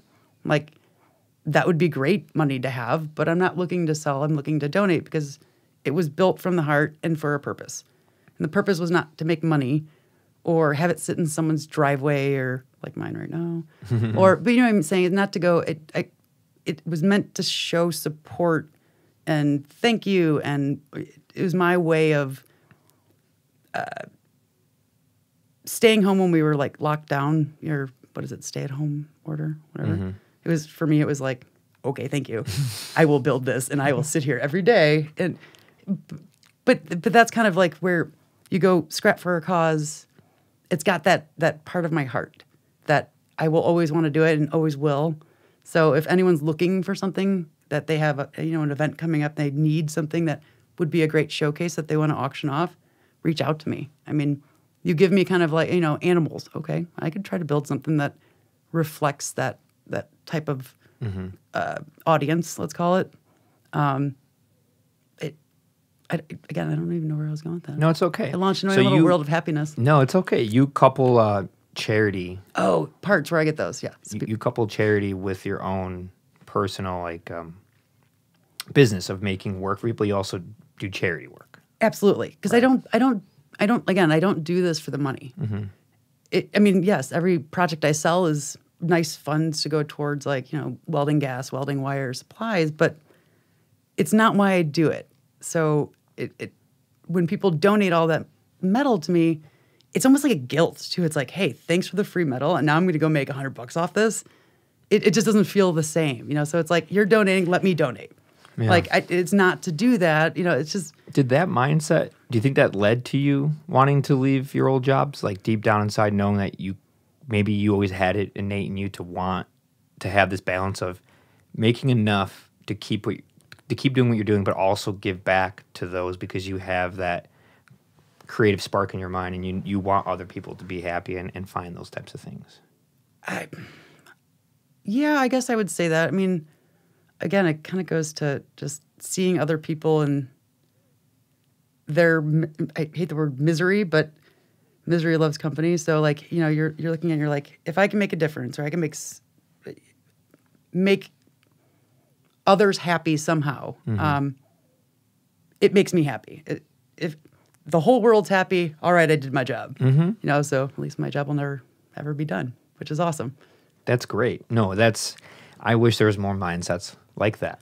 It's hard to stay as positive all the time. That's okay. I mean, it's okay to be upset. It's okay to It cry. is, like, but when you have this perky, like, oh hey, and Yeah. everyone's kind of expecting you to be this always smiley, the second you're not, it is like, whoa, hang on. What's going on? It's like, Yeah. I'm just hangry, okay? I'm just, someone feed me and I'll be happy again. It's gonna be fine. Yeah. But it's kind of a weird pressure too that you put on yourself of like, here we go, let's put on the show. But it's not fake, but sometimes you kind of have to at some point. Like if you're having a rough day, you know, like I'm a firm believer, leave your personal life at home and put on your happy face if you have to. I'm not saying fake happy, but nobody likes a downer. Find a way to where you don't have to fake it. Right. Or Right. leave your, it's nice to leave your problems at home when they're home problems and then go and enjoy the day. You can always address them when you get home. And you're going to have, you know, like whatever the case is, whether you're fighting with laundry or, you know, whatever. But I have so many things to say, but I just can never just like, can you tap into my brain? Just I'm tapping in. I'm listening. I'm recording it. I can hear myself. It's super weird. Isn't it? Yeah.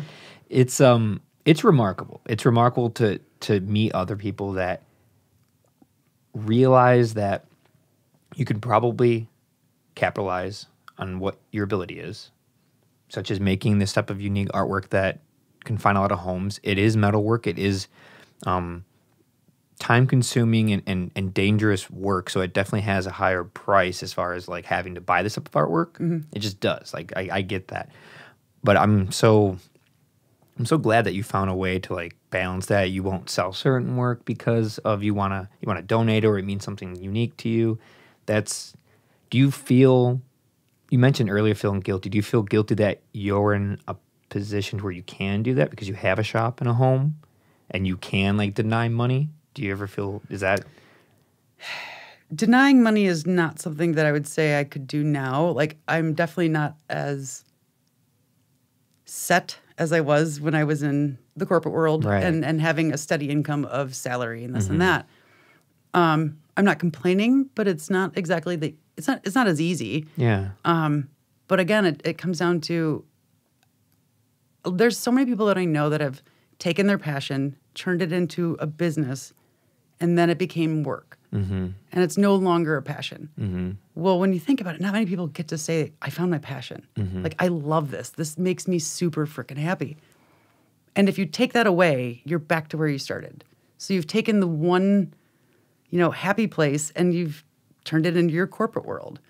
And I don't want to do that. And I get it almost on a weekly basis of like, why don't you sell this? Why don't you have a shop? Why would I? I mean, I stay busy. And I can still do it from the heart. And that's the biggest thing. And it's not that I would lose that, but the pressure, you know, you're getting back to that. You know, everybody wants something and they want it yesterday. And I am a procrastinator on all levels. So, yeah, but When you take away the dollar value of something, miraculous things happen. When you take away money from the equation and people are just doing it, it's why charity work is so miraculous to people, or helping people, or donating, or feeding. You see someone who's homeless and you go buy them food instead of just giving them money or ignoring them. Like, that was on my bucket list too, and I already marked that one off. what was? There's a homeless guy at one of I always saw him every day. So on my list was either to take him shopping, which was probably not a safe thing to do. So someone told me I couldn't do that. So I would bring him food and big bags of it from our meetings, and it would just be like all this like here, and I just drive by, and he would actually, you know, hey, you want some waters? And we became buddies. That's but awesome. it was just one of those that's just something I've always wanted to do, make someone's day by, you know, helping them stay warm, and it doesn't have to be donating it to necessarily like, you know, I don't want to say Goodwill because there's so many things that people have against that. So Salvation Army, whatever. But you could just do it directly to someone. Show that human kindness direct versus just the easy route. Yeah. You know, it may be uncomfortable to do because, I mean, not everybody wants to approach a homeless person because maybe they're scared. I know it sounds weird, but Yeah. hell, I mean, they probably think I'm more crazy than they are. So, but it's nice that they look at you like you're crazy. And you're like, just a little bit. Here you go. I've got shoes coming for next week, so you just let me know. What size are you? Yeah. But it's not crazy. What makes it look crazy is that no one's doing it. So when you are doing something out of the ordinary, it's not a priority too. And to me, it's like, oh hell yeah, it's a priority enough to put on a bucket list. Like why not? Yeah. Pay it forward. That's a term you don't hear anymore. Is the pay it forward. Pay it forward. Help out those who are less fortunate than you. You always can. It's like I'm in a house. I have heat coming from this vent. There's electricity. I'm okay. I could be more wealthy. I could be less wealthy. But there's always someone who's less wealthy than me. It doesn't mean you're going to be any happier either. No. Being either or. No, it doesn't. I meet plenty of people who make a lot of money and they seem just as happy or miserable than the next person, But funny enough, people I meet who seem to be the most happy are honestly people just doing what they love, no matter what it is. It could be. But a lot of people don't even know what that is yet. I know. And it at all ages and stages of their lives, they slip because they've never, either they think that they don't have that or they don't have any interest, or maybe people would judge them for it. I don't know. They're afraid to find it? Yeah. Or, I don't know. Maybe not practical based on the life choices they made by chance. Possibly. I mean, there's so many reasons to it, but at the same time, it's like, well, maybe cooking class, even things that are just so simple. But I think it's like putting yourself out there and saying, oh, you know what? I kind of failed at that. It wasn't all that great. Next. Go to the next list. But do you think that lack of confidence, it seems like it might be a societal pressure to lack of confidence. Unless you're excellent in something, stay in your lane. Otherwise, unless you're this person or you're the next best athlete, you can't compare to yourself to these freaks of nature out there. I know. And you have to compare yourself to what's relative to your life, Exactly. I mean, it's just a matter of taking the dive. And again, if it doesn't work out, oh well. At least you can say you did it. You can even start small. You could still have your job, and when you get home, try to find the hour or two to do the hobby. Yeah, something. And what if that ends up, it might not be metalworking. What if it's writing poetry? What if it's going to the local, well, I guess you can't do that now. The local pub and playing music. But well, technically, I guess you... bad time to try to start stuff up. Or a great time to start stuff up. Way to rub it in, why don't you? What? You can't go anywhere. You can't go anywhere. Not that I would anyways, I'm not going to lie. I have a 5-mile radius I leave. Coming here was like, oh my God, look at me on the highway. I mean... Missed my turn. Yeah, right? You said the little town. I was like, what little town? I know. Well, because you're supposed to get off and there's I went the roundabout way and I found hey, welcome to sign. Okay. And I'm like, oh, look at all this stuff. I'm trying to think of where that would be. It seems like there's 20 and 12? Well, that'd be 95th Street. Yeah. So you went down 87th? Yeah, because I instead of... You went around. Yeah. I get what's going on. Yeah. That makes sense. My Surrey and I are fighting, so we generally fight. I got to change her back to the Australian chick. We don't fight nearly as much. You use Siri a lot? No, but when I do have to, she fails me. I never use Siri. I think she doesn't know me at all. We fight it's like I wish I could just be like, you know what? Let's cut ties. Let's go for give me some Alexa for a few. Let me try her out as a friend. I don't know. Maybe you think that's a contributing factor? The strange need that's pushed on us to have things done for us. But that kind of feeds into a problem of. If I had to go anywhere on that one, it could be a side tangent, but I'm going to go for it because it's something that bugs the hell out of me. Talk about it. Phones. There are so I don't text and drive. I'm honestly, to get a response out of me within 24 hours, even though I read it, it's like there I go. To sit and focus, and it's rough for me now. But it's like if you sit in a room and you just stop and you look around, everyone is just buried in their phone. It's like I always make the joke of oh, I guess I should get my phone out. Are you guys all talking to each other? Are you just social media and phones the smartphones have destroyed everyone's ability to communicate verbally, social situation, just going out and leaving your phone at home. It's catastrophic. The only thing I need my phone for is what time is it? And you just get a watch for that. Yeah, let's not talk about that. I'm just as guilty as the whole watch thing because I have the. I pretend I look at it and then it takes me a minute to read and I'm like, I know. I can read a clock, yes, but it is a problem. It is a problem, and almost everyone is guilty of it, especially of the age range. I can't speak right now. You know, teenage 20s, 30s. It's a huge thing. It's so huge that meeting someone or talking to them like this is weird to people now. yeah.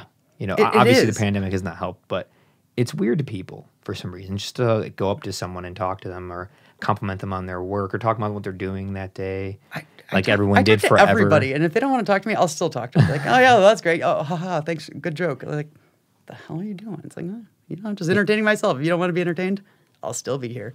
But I think people do like that. I think you might catch them off guard at first. Yes. But when you leave, say you went to a coffee shop, say you went to your Starbucks, and you were ordering something, and someone was next to you, maybe ordered the same thing, you crack like a funny joke, like, oh, great minds or something.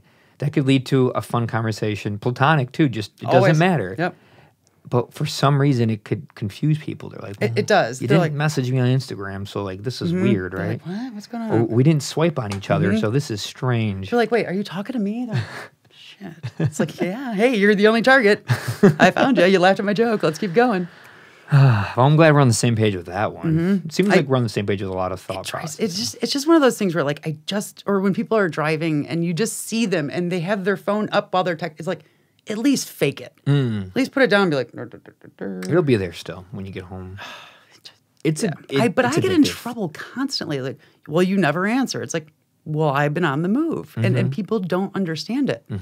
I guess I have a hard time understanding why my lack of response is destroying their day. It's like, do you want me to just put okay? Well, before to you this, later? if someone wanted to talk to you, they sent you a letter.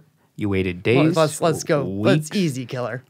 That was really never our main days.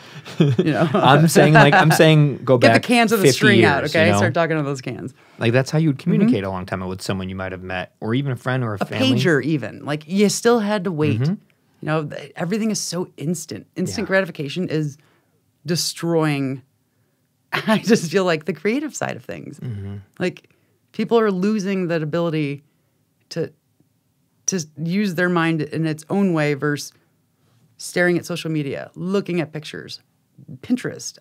I'm not judging it. I just personally these days I just don't have the attention span to care.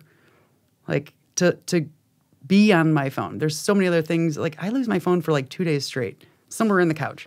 I don't care where it's at. And I'll be like, so email the 2 people that I'm like, hey, I'm not dead. I just didn't care and I left it at home. It's like, nobody, like, could you do it? What? Not have your phone for 2 days? Yeah, I could. Okay. I could. I believe you too. So I have to give that much. I can't because of the student, like my job. Okay. I'll accept that. But I do have I'm going to take my sweet time before I respond. I'm going to wait until I want to respond. Right. If I'm on a walk, hanging out with friends, went somewhere, having a bonfire, I'm not going to respond to a text. And we were on the appreciate same that so page much. with responding, by the way. Did you notice that? Yeah. You would respond, and I would take a while. Yep. I would respond, you would take a while, like a while. And if you I know, right? like the next day. I know. Well, even today, and it's like 20 minutes or 30 minutes till I'm like supposed to be here. And I'm like, oh, hey, by the way, I'm still coming. Don't worry. I'm just now leaving. But I was like that only second that I had because I was loading, moving. It's like, how do people do it? How are they still somewhat productive and live on their phones? They're not productive. I'll tell you that right now. Just look around the world. If you are on your phone that much, hours a day, I don't see you, unless your job is to be doing that, which I guess you're two birds, one stone, but unless, which most people it's not, so let's not kid ourselves. It's not that productive. Like even emailing on your phone, like the amount of time it takes to type it out on your phone with the attention span, because you're obviously probably doing something else at the same time. It's like, why don't you just sit down in front of your computer, get it done in like 1 minute, That's what I do with I struggle. I do the same thing. But what you do is have those times, have the times when you utilize this device for all the good that it actually can be doing. Music. Such as promoting yourself. Just music. Music, promoting your artwork. Yep. How long does it take every morning to get on your laptop and just be like, all right, from 7:30 to 8, I'm just going to respond to the emails and send out the emails. Just get it done. And then do my one post for the day and then like just be done with it. And then you have your 16 hours. You don't have to do anything. I'm laughing only because we moved 2-3 months ago. I have no idea where my laptop is. I still haven't even opened it. I don't even know if it works right now. I'd probably have to find it, then charge it. Because that's how I went like completely off the grid of tech. Mm-hmm. So from always on the computer and whatever to never. Do you think that's what pushed you to do it? Because you just were so burnt out from that? I just feel like there's a whole different world of, it does need to coexist, and that's where I struggle. Again, the communication, having a decent website that, I can actually focus on and get it going. Mm-hmm. But it's like that, to sit down again and to like focus on just sitting there at this computer and then to knowing that like, oh, hey, I want to go play. I want to go work in the garage. I want to go do that. So it's like, I don't have that balance anymore of like, I almost need someone to be like, okay, hey, can you type this email while I'm playing? Like, I know it sounds silly, but it's like, I can't stop myself and I won't do it on my phone. So I've become the phone caller. The people that no one likes, like they text me and I call them right back. And I'm like, sorry, but I'm on the move. Like this will be way easier for me and you're going to get it. That's the only way to get it. That works though. That works fine. But nobody answers the phone anymore. I don't answer my phone because I leave it on absolute silence because I don't want any notifications of any kind. I always do. So I miss my mom, obviously moms. She calls me all the time like, why aren't you answering? It's like my phone, I get zero information from it. It's silent, no red notifications, none of it. I have to go searching for those things. Does it drive you, like, so if you have one unread message in your mail and you can see the icon on your phone, does it drive you crazy? Like or you don't have it at all? In the mail? Mm-hmm. Like on your little icons on your phone? I only have them for stuff when I know it's going to be a band, like reaching out for something. Okay. So it'll be for like an Instagram message, not for Facebook anymore, and then like an email. But the emails I do on my laptop because it is faster. Because I always feel like if I see like one unread and it's always the little red icon, it drives me. Every time I open my phone, I'm like, I got to go look at it. But I'll send myself a text so that I don't forget something, and then I'll go check it right away. But damn it. I do a quick response to those. I'll just do like, oh, if you want to reach out for inquiries, like email, I just do a copy and paste email these records. That way I can get all of them to one email, and that's what I respond to every morning and just with my laptop. I try to do that because there's so many avenues of people reaching out these days with all the different things that it's like I want to just kind of simplify it to email. Try to. It's not easy. I would recommend, I know like what you're talking about, I would recommend just picking like 10 minutes every day, like usually in the morning. That way it starts your day to be like, all right, I took care of that. It's done. Let me just say, I pretend like I'm really popular, but I'm not. I mean, it's just one of those. I'm sure, I mean, you have a whole shop. I'm sure you get people reaching out to you for work. I do and I don't. The people that do are either like repeat customers or they're like the one-off. As odd as it sounds, I feel like a lot of people, even though I will like, hey, call me, text me, whatever you want to do. Like, they say that they want to learn how to weld. Sure, I'll teach you. Like, come on by. Not one person is ever taking me up on it. And I don't know if they're intimidated or... You're looking at the first person. You still haven't.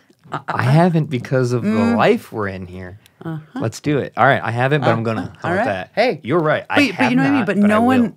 And it's fine. But it's just kind of one of those...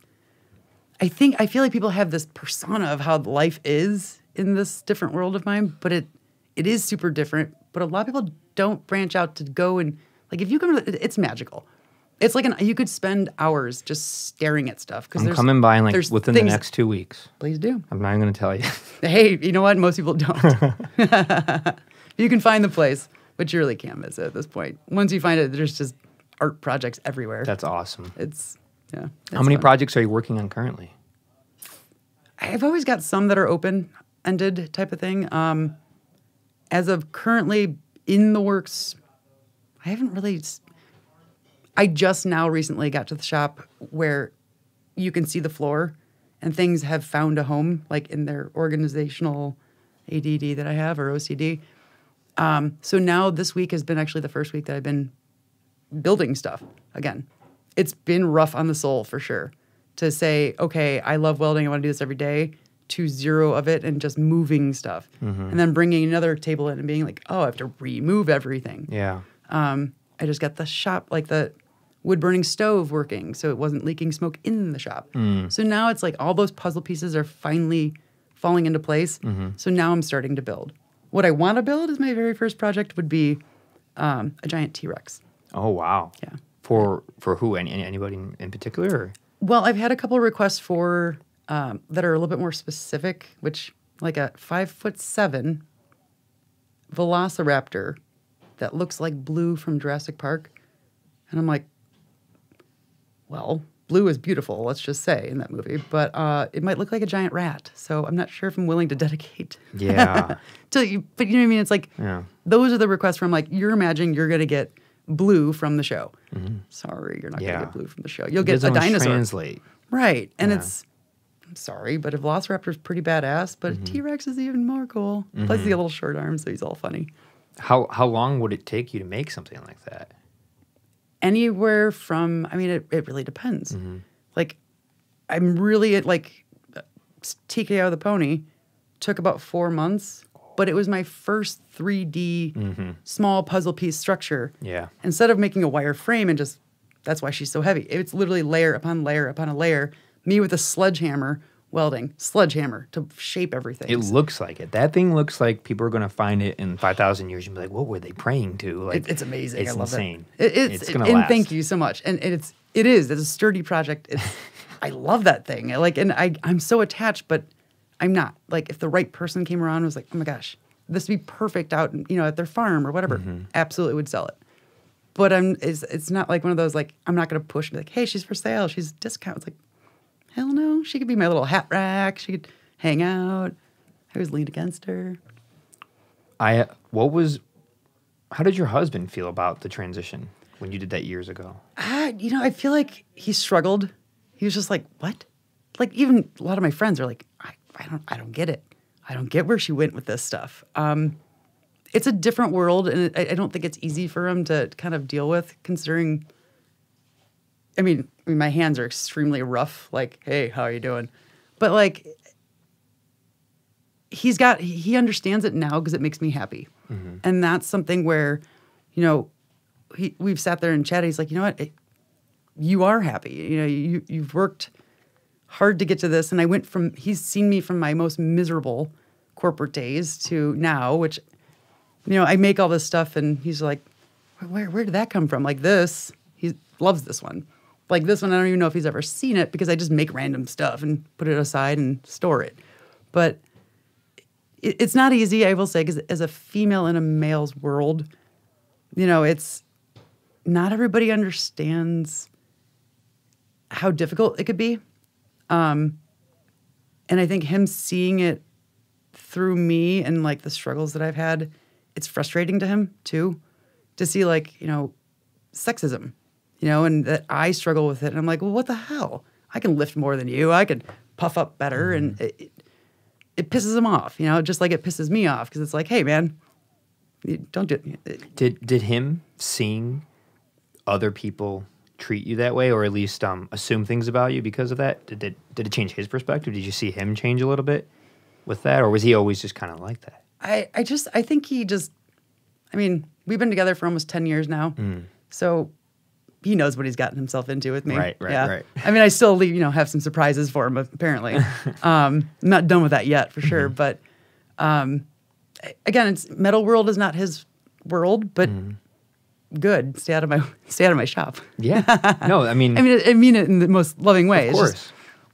I think it's just one of those where a lot of people don't realize that it's such a big thing that goes on still. Like, being treated differently for being female or male. And people just assume because I'm a female that I can't lift that treadmill out of their truck to help them unload. Or as weird as it sounds, it's like, all right, well, I did it with one hand. Now what? What else you got? But they just kind of look at you like, no. Go get one of the guys. And it's like, okay. How about no? Yeah. And let's just get it happens. It happens, yeah. I think it's also kind of intimidating because I do take on a lot of the things, like, I feel like I'm going to totally bite myself in the ass on these ones. No, say whatever you want. Yeah, but he's going to be like, what? what the hell are you talking about before on this thing?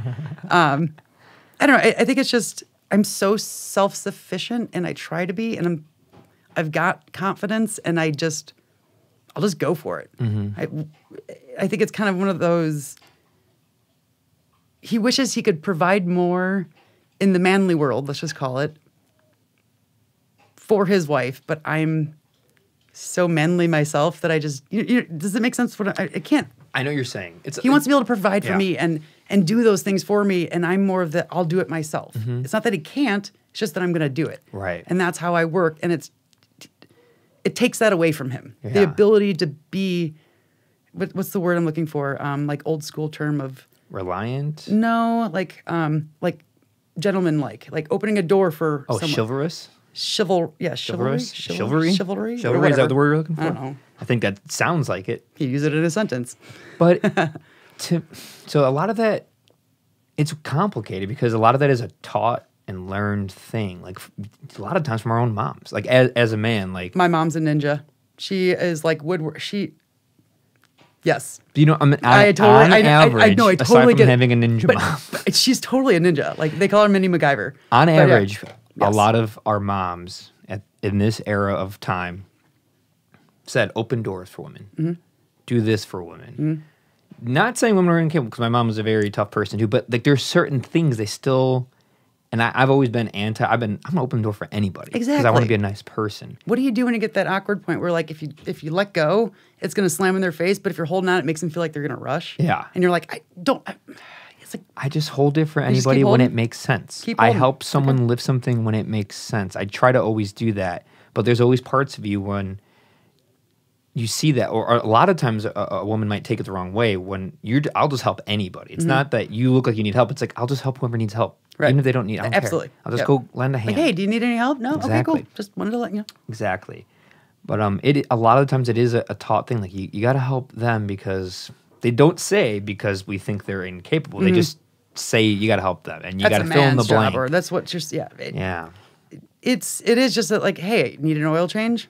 Well, yeah, he could definitely do an oil change, but I'll just do it. Yeah. But again, it's taking away from those things that he would normally not bank on, having it be like that.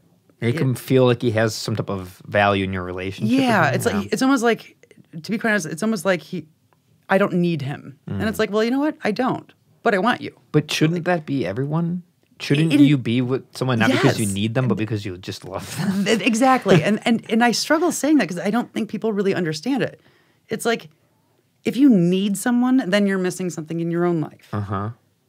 It's wanting someone to be there through everything you're doing and experiencing it with you and supporting you with it and just being the positive outlook with you that makes it a difference. If I don't want you there, there's a problem. Not needing you there, sorry. It's just, it is what it is. But I think a lot of people struggle with that because they don't know what it's like to be, hey, honey, the light bulb's out. Well, you could just do it yourself, but a lot of people might not. Yeah. They just assume that's a man's job. Yeah. Taking the garbage out. Just those weird little things that it's like. Drives me nuts.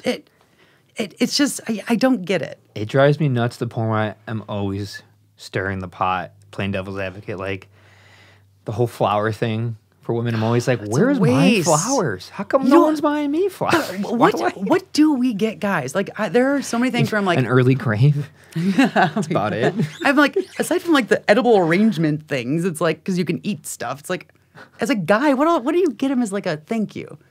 Like, this is, so I'm glad you brought this up. Okay, awesome. I'm not taking away from the obvious sexism, patriarchy. It's a man's world. I'm aware of all these things. I try my best to not have it be that way, but I'm aware I can only do so much. But a big thing, which is a problem with men, why they kill themselves more, why they do it with guns, why they join gangs, why they're more violent on average, these things, a lot of it is not getting any of that attention, not being able to freely cry, be emotional. When I was a kid, if you were... You're not going to cry right now, No, I'm not. Okay. If you were... if you were emotional with the boys around the neighborhood, you were called some pretty rough stuff. Stuff I'm not going to say on air. Yeah. It was bad. And that doesn't help. I never heard women speak that way to each other. Not meaning it. Yeah. They might be joking, but these men would mean it. Yeah. And it would, build on each other. I'm playing so many weird and in like what you hear men call other men. Oh my God. For something so simple. Yeah. Or showing some sort of emotion. It's like, Yeah. Really? If you were to cry or express emotion or say something nice while everyone's talking about sexual things they did with the girl, if you said something nice, they'd look at you and be like, I love holding her hand or playing with her hair. They would call you gay. And I say They'd that call you gay. Yeah. And I say that with that tone that it is kind of like that, oh my gosh. It's like, but those are like the things that are more based off of like love and the feelings and like the things that warm your heart type of thing. But yeah, you'd be called gay for it or whatever. You sissy. It's like. And the worst part about it is I was always like, but what's wrong with even being gay? I don't know. None of this makes sense to me. The insults don't work. Mm-hmm. If someone they just bounce started, off because none of them even make any sense. So if I express myself, but a lot of people don't think of it that way. A lot of people look at it and say they are calling me some sort of whether it makes sense and it even fits in the whole sentence. Let's just call it. It's like no one thinks that far through. They just think, oh, they meant it poorly or negatively. Now I'm upset. It's like well, just laugh at them and say you're an idiot. Like that doesn't even make sense, bro. Yeah, I mean, it's sad when it goes beyond high school, when it's adults acting like that. Oh, and it definitely feeds through. It doesn't stop. And it's really sad when you see people that are like real old, much older, and they still act like that. Well, that's like, what are you doing? Again, the life of rough, I wouldn't say, I'm not trying to generalize and say construction workers, but in those man-driven worlds of scrap world or, just...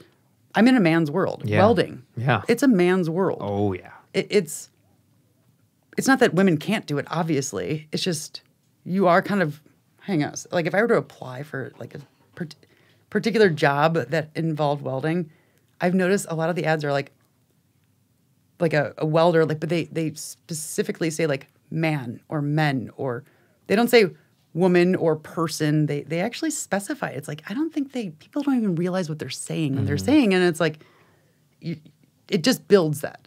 It's been that tradition in that field for 100 years. You don't flinch. No. When you say certain things, you're like, well, I mean, and there are many things that I say or think, and it someone's put me in my place. I'm like, oh my God, you're right. Sheltered over here. Like, whoops. But most people don't even think to look outside the box and be like, oh, you're right. Like, huh. And then they start crying, and then you call them a sissy, and then, kidding. So how often does that happen to you, honestly? Like, just something sexist within your field just every because... day. Every day, you say? Oh, my God. A lot of times it doesn't really matter. It never gets under your skin at all? Oh, it does. It does. There are scenarios that do, but in the world, the tough atmosphere that I'm in, that I love so much because you can fight back. You can throw an F-bomb at someone if you want to because they're being a dick. Yeah. And your counterparts are not going to even flinch themselves because that person is being a dick and you're allowed to say you're being a dick. And I'm using, better words than I normally would. F-bombs are usually right there flying. Didn't bring my piggy bank though, so. It's okay. But there's the small... You're so used to hearing it every day, like, oh, you can't lift that, or, go get someone else to help, or, what are you doing on a forklift? Where's so-and-so? It's like, yeah, I'm still going to do this, and you could just go ahead and go up front if you want. But, or climbing up onto the back of a truck to go look at a VIN on a vehicle someone's scrapping. Like, I know it sounds like a weird world, but, oh, no, you don't have to go up there. I can read it. It's like, hang on. I've got steel toes on. I've got, Carhartts. I'm dressed like a dude. Why are you still treating me like a female? Not that it matters either way of what I'm dressed. Yeah. But it's just like, then it's annoying. It's like, they just assume like I shouldn't be anywhere near anything that's sharp or heavy, or I should be sitting in an office filing my nails. Thank God I still have all 10. So proud. Almost made it a full year. And answering phones. And that's what I do best. Go vacuum, go clean. It's like, but that is how kind of that business is ran and how even within the business, it's seen. So I deal with it on a directly within the business.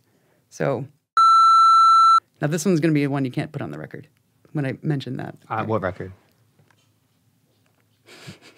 Wait, what? I'm just saying when I talk about business, like, and I'm talking about my current job and sexism within the business, they're going to listen to this at some point, and I don't want them to know that I've said that sexist term about them within, like, said, I can't use this sharp object because I'm a female. And it was the most catastrophic thing I've ever had happen to me. And I remember walking up to the office and being like, this just happened, and if I wasn't covering someone's shift right now, I would leave and walk out right now. But instead, I'm covering because I was covering for someone in the back. And it's tough. That's the one, like, I don't know if you can see it in my face, like, it digs. And that's the type of shit that I deal with. It's like, I can do every job, and I do it that much more with, like, pizzazz and desire, like, yeah, let me go, let's do it. I just never get the opportunity. So at my work, that's the most sexism I see on a daily basis. Just not even giving the opportunity. Oh, no, because I'm a female. If I go anywhere outside, I mean, this is a whole different sub-discussion that could go on forever. That's okay. Of just getting the slap in the face of reality of, holy shit, you really, truly believe this. Yeah. You really, truly believe that I'm doing this on a daily basis. I'm using sharp objects, and it's like... The sharp object thing, Babel, oh my God. Mind. I mean, that's all he wants. And that's the thing is, like, loves me but hates me. I'm an overachiever, and I'm too perky. He is literally, like, the poster child of old school beliefs, like, to the max. So me being out in the yard and doing all these things is like, whoa. Bitches better be up in the office. Like, and it's a true thing. And it would literally be every time I try to go back there or help a customer, I'd get booted, and he'd be like, get back up there. Like, what am I doing in a pile? It's like, it's just stupid. What about, not saying people that are doing that are right, which they're not, but what about going underneath it and just trying to slowly talk to them, explaining that doesn't work? Can't teach an old dog new tricks. Yeah, it's like one of those don't waste your time things. I know what you're saying. I was just seeing what would happen if I asked that. But yeah, I know what you mean. And it's like I still get to do those things, but it's always like when he's not around. Because it's not that everyone believes it, but no one wants. It's just not worth dealing with it. And it's like a world of like maybe 6 to 8 different misfits of us. Like it's a small like crew that we're all kind of like a close-knit family, but it's also family owned and operated with everybody else. So the best way to put it is, someone once said, and I hate saying this, but it's like the Tiger King world of the scrap world, minus the murder, because or whatever. You know what I'm saying? Yeah. I never really got too much into Tiger King, but that is honestly the best way I've ever heard someone try to explain what it's like working in this weird-ass environment of a small metal recycling facility where you're blowing shit up and you're crunching metal and you're torch cutting stuff and you're taking, wheels off of semi-trailers. And, I mean, the tools you're using are heavier than projects that I'm, like... Yeah, heavy-duty stuff. Right. I'm taking a pickaxe to a gas tank. It's not really the safest, but to drain stuff. I'm stripping cars. It's cool. It's fun. It's working out. But it's such a man's world. So, I love doing that stuff, but it's like... There's just no turning back. Like, you just kind of just let him be himself. We gave him a nickname, so he doesn't know when you're, hey, Buffalo's here. Again, you can't find it. But again, I would love to give you an inside scoop one of the random days. Like, if you ever wanted to see what it's really like, you can come see the shop, and I'll take you for a tour. I do. It's a cool-ass place, especially because you've seen Brave Little Toaster, so. I mean, he's just, Blanky, lamp. That's just... It's so strange that in 2020 in America people still act and think this way. When I'm both, obviously I feel like it's significantly worse for women when it comes to what you're talking about. I never knew it was this bad. I was like, it can't be. I never knew it was this bad because I don't operate that way. But you also don't see it. Like if you're just a Joe Schmo customer. I'm a white guy and I'm not going to see these things. I'm also just like, that's not how I operate. Like I've never been like, oh, you're a woman, you can't be doing this here. You can't record it. You can't run sound. Like plenty of women do those things in the world, and then they've done it here because I'm like, in my mind, it's whoever's capable of doing whatever. I don't care what you identify as. I don't care what country you were born in. I don't care what your native tongue is. I don't care what religion you follow. Like, can you do this? You're good. Can you weld and make these things? Can you do it? Can you do it safely without hurting someone else? Yeah. Awesome. Yeah, nothing else Wanting matters. to do it is even better of a perk. It's like, all right.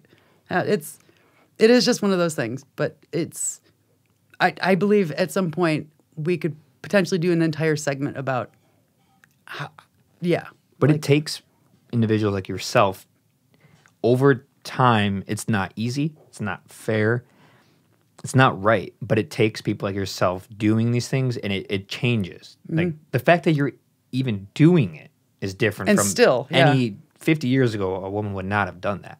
If they even were able to even get a job in corporate world to begin with that wasn't secretarial. Yeah. Like, absolutely. you know, like it's slowly. I mean, you can't, like you said, can't teach an old dog new tricks, and it's fine, is what I'll say in my head, only because there's a whole different world that I know of, where no, it's not okay of what he's doing or saying or what I'm not allowed to do, but at the same time, yeah, you kind of chip away at it from beneath the scenes, and you know there's some hope in there, like. People like me are hard to find, and it's hard to hire in that world because any other person that would have been said to as a female when that moment happened would have been instant suing. I mean, I just remember looking and go, do you know how illegal that is? And that's all I said to him when I walked away. I was like, holy shit. Yeah. Like if I could be one of those quick people that had their phone out, but I had it recording, which I don't understand how they always had their phones out right then and there.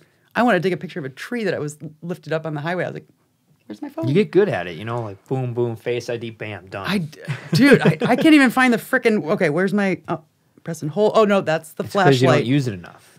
It's an acquired skill. You get better at using the smartphone. No, I don't want to. That's I want a head cam, then I'll just tape everything I do. It'd be so fun. Man. Anyways, it's just, it's an eye-opener. And I think that's something where, yes, it will always bug me, and it will never change. But it's, I guess I'm going back and forth. It's like, I keep wanting to say it's fine. It's fine. It's not. It's not fine. It pisses the hell out of me. And the rest of the team there makes it worth it.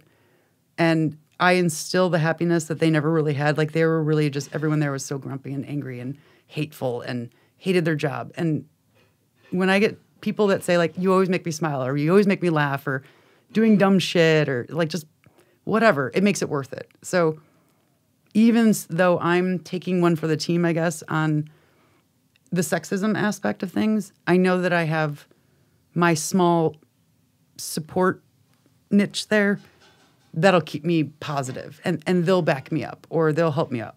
So just because one or two are complete assholes and ignorant doesn't mean that I have to like shatter the whole belief system that type of work or industry is horrible or that people don't get it or they're just assholes or, whatever. That's a great mindset. You have to. You have to, because you also can't assume that every man is like that.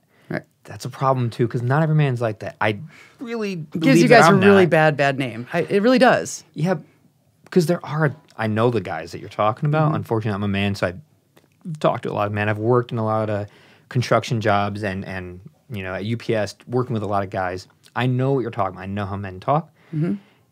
It's kind of crazy. It baffles me still.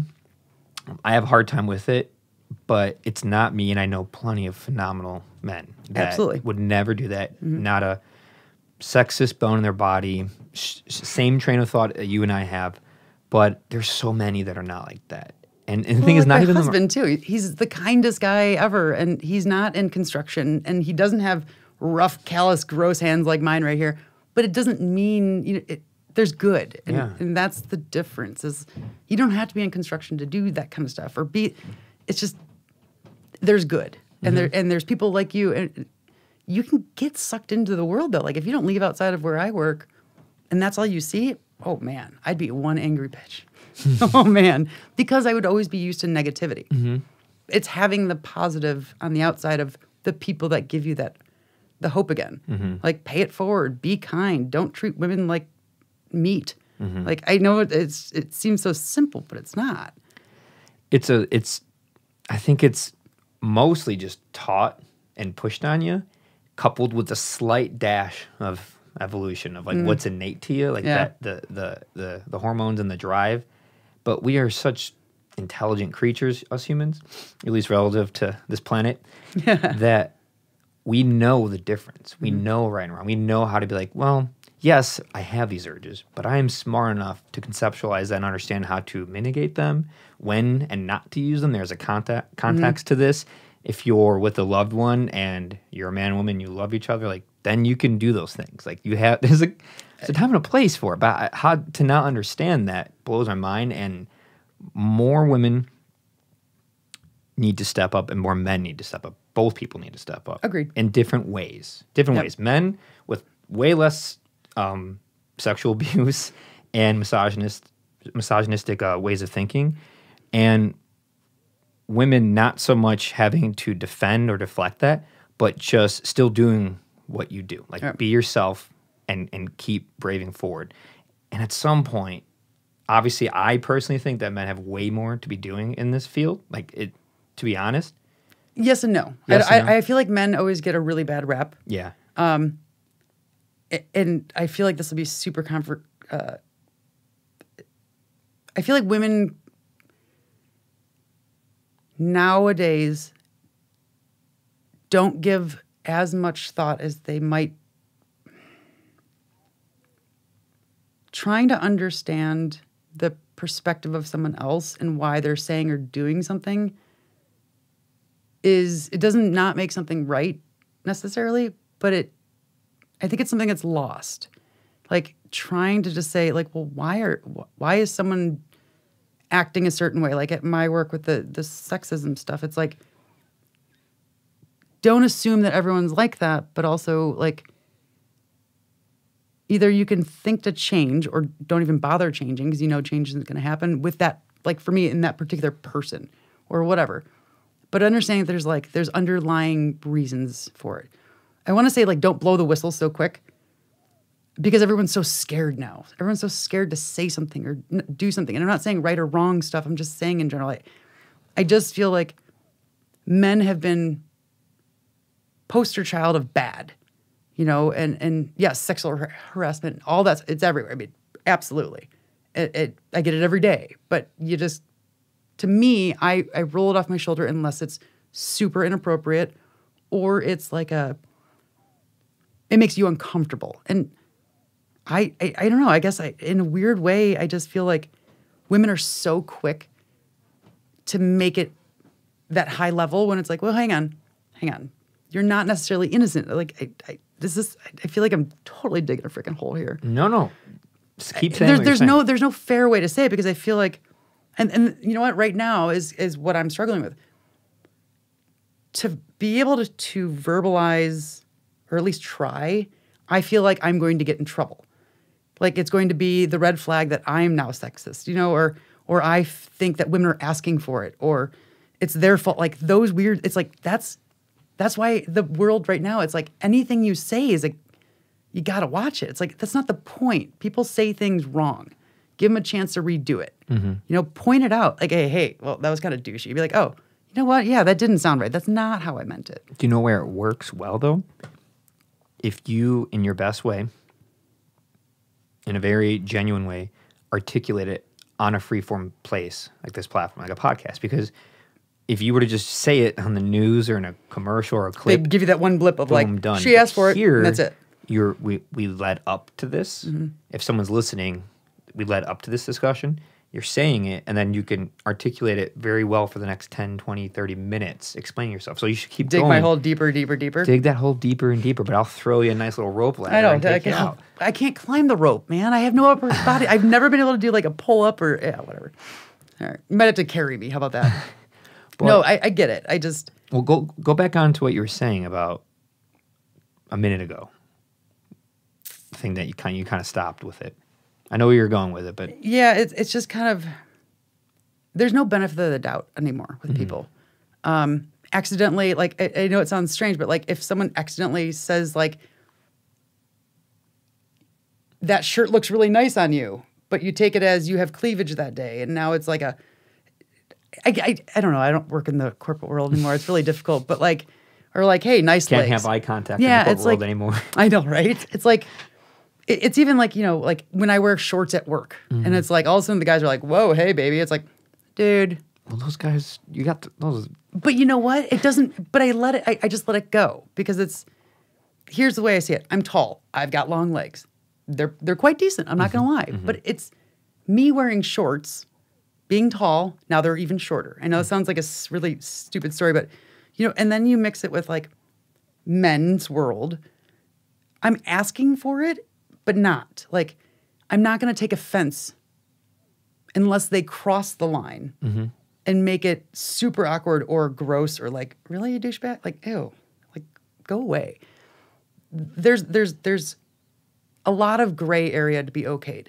And if I'm going to wear these shorts, knowing full damn well that it's going to draw attention to me, it's not why I'm wearing them. It just so happens that being byproduct. It just so happens that like being tall and wearing shorts does not work out well. Like I'm not going to wear whatever. Point being is that I know I'm not asking for it, and I'm not going to blame them for being human at the same time. They don't have to say it, but I also have the point there to say like, hey, calm down. You know, and just stand up for myself without making it this catastrophic. Like, oh my gosh, my coworker was looking me up and down. I was super uncomfortable. It's like, well, you have like nothing on. Like, again, I don't want to say you're asking for it, but like, think about it. If you're drawing attention to yourself, like, and that's where I just feel like. Do you personally think women do that enough to the point where it gets to be a little blurry on the blame, like pushing the blame? I do. Yeah. I think that's what I'm getting is like, yeah. I'm using myself as an example because I feel like it's safer, but like, it's like dressing SLU is where I was going with that. We live in a country where you could say whatever you want. I know. But I feel like if I say, if you dress slutty, I'm already setting the tone for someone listening, saying, you've already put that perspective in their head. Yeah, I know. And that's not where I want to lead people. Yeah. I want to say if you dress, what's the right word? Come on, help me out here, Ben. Suggestive? Not suggestive. It's like, it starts with a C is what I think I'm thinking of. Not conservative. I'm bad when it comes I know. to that stuff. If you dressed... Like, you're going out to the club. Okay, I don't go clubbing, so for the record, you should see these dance moves. Everything in this room would be knocked over for sure. But if you're going out, you're dressing up. You know, people feel good when you're probably going to wear some heels. You're going to wear shorts, maybe a shorter dress. It's not slutty, but you're also now... You're wearing less clothes. It's human nature. You know, it is what it is. Men, women, men, whatever it is. In those aspects, it's like, well, if a guy comes up to you and starts hitting on you, like, there's so many weird scenarios that I can't get it out what I want to say, and I probably could do it within a sentence or two, but it's just the controversial setting of this that I'm like so concerned to like but word it's vomit. not controversial because you are the subject matter in which you're talking about. Like, if anybody should be saying these things, it is women. To be honest, like absolutely. How would I know? Well, I will never know. But why is it okay for me to sit here and say, well, sometimes you're asking for it in that weird way, and I give an example. But if you said it, holy shit, like, oh, you're asking for it. That's why we're here, because you're right. It's complicated. A woman's never going to understand your average typical man, the way the human male mind works. Just like I am never going to understand the way a human female mind works, or you don't want to. or any other mind other than the chemistry that's within my own. I'll never understand anybody's, honestly, man or woman. But the one thing I can relate to with men is we have a certain level of chemicals in our body that changes the way we need to be doing certain things to survive. It's kind of been going on for like a million years, just like women have been doing the same thing in their own way. Neither one is right or wrong. It's how we approach that and how we utilize them and the way we talk about that and the way we actually have it come to fruition in society. I think that's where it gets sticky. A man, you could see a beautiful person at a store or at the coffee shop that you literally are sexually attracted to. That thought's still in the head. The things you are thinking about are still there. You don't have to say anything. You don't have to say, but like, is that okay? Are we going after thoughts now? Is that okay to have a sexual thought but not ever act on it because you don't want to offend or bother the person? Because maybe they're married and they have kids and they just don't need to be, why are you doing that? What's the point? I don't know. I don't know how far you go into it. How far is it not okay? Well, it kind of goes to like, with what you're saying, it's like, it's instinct. You know, there's a certain level of, it is just what it is. Now you're saying in your head, yes, one thing. Moving forward with something, whole different ballgame. But then you have like the fine lines of hitting on someone. Let's just say you know, okay, let's go chat with this woman. There's also like the guys who have zero, you know, skills on that, you know, and it just seems creepy. The second they walk up, you're like, oh man, you're sweaty and creepy. Okay, cool. Yes, don't walk up to a woman while you're sweaty. Well, I'm generally always sweaty if it's summer, so we'll probably bond quite well. But it's a lot of people also just don't understand that they're being creepy. I know it sounds weird, but there's a lot of people that are just awkward. And depending on how they were taught or the people they hang out with or whatever, they think it's cool. Like the one-liners, you know, let me see your tag, made in heaven. But like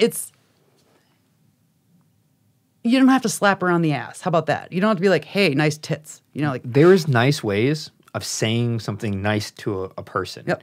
I do it all the time because I work with, talk with, teach, and interact with women like every day. But like, then you got to think about when someone says that, like, I feel like there's still that weird blow that whistle where now it's like in a corporate world, you've crossed the line somehow already. And you're like, what? I just said you look nice today. And maybe she's showing more. It's like, there's just that weird, like, everyone is so scared. And I don't think that that's the way we should live life. Everyone is holding everything in, saying the things that are politically correct or deemed politically correct, and they're ignoring the baseline. I don't know. They're kind of ignoring just what life is like and what reality is and saying, okay, well, where is the beginning of the issue? Where how do you change it moving forward? Not how do you... One pissed off woman or one pissed off man wants to, you know, say one thing or... Everyone's just under attack. And no one's looking to solve it. I think the way to try to solve it and change it is the dialogue.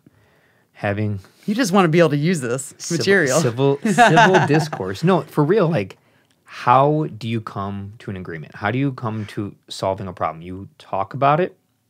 You have a lot of conversations about it. It's not that cut and dry. There's too many people. It's too complicated. There are women who want those calls. And there are men who want to give those calls. There are men who want those calls to them. They want women to do that to them. Like, but they want that, but then all of a sudden at the same time, they don't. Now it's like, whoa, hang on, mixed signals. Yeah. You know, like you guys have it rough. Like men themselves, they do have it difficult. The good ones. They have a tough... it's true. What do you mean? I mean, think about kind of the scenario we're talking about. Like, there's so many chauvinistic pigs for every XYZ nice guy or cordial or whatever. Like, to be super sweet and super intuitive or emotional, you go back to name calling. But if you've hit the chauvinistic pig... like there's just realms, like extremes, I guess, in my head is where like that's where everybody always goes, but they forget about the middle, the socially acceptable, or hey man, not cool. Like having those, giving people a fighting chance. How about that? To vocalize versus it becoming. Okay, I'm going to use a random example. I made this project once. It was boobs, tits, is what I normally call them. Breasts. With breasts, whatever. I feel like I can call them whatever I want because I have them. But it was like hands that I had made that were holding them. So it was kind of a sexual thing, but it wasn't meant to me. It was art. I love it. It's beautiful to me. And I wanted to post it on Instagram and be like, awesome. And all I could think about was, I had to actually ask my friend, I was like, hey, if I posted this is right when I got Instagram because I don't do social media. And I was like, well, I'm afraid that I'm going to get the Me Too or whatever. I didn't know what that was. Okay. So that's how out of the loop I was. And she was like, you know what? Err on the side of caution. I wouldn't post it because you're right. Because if someone were to post Me Too, you'd have to take it down to be socially accepted or whatever the word would be. And I'm like, why?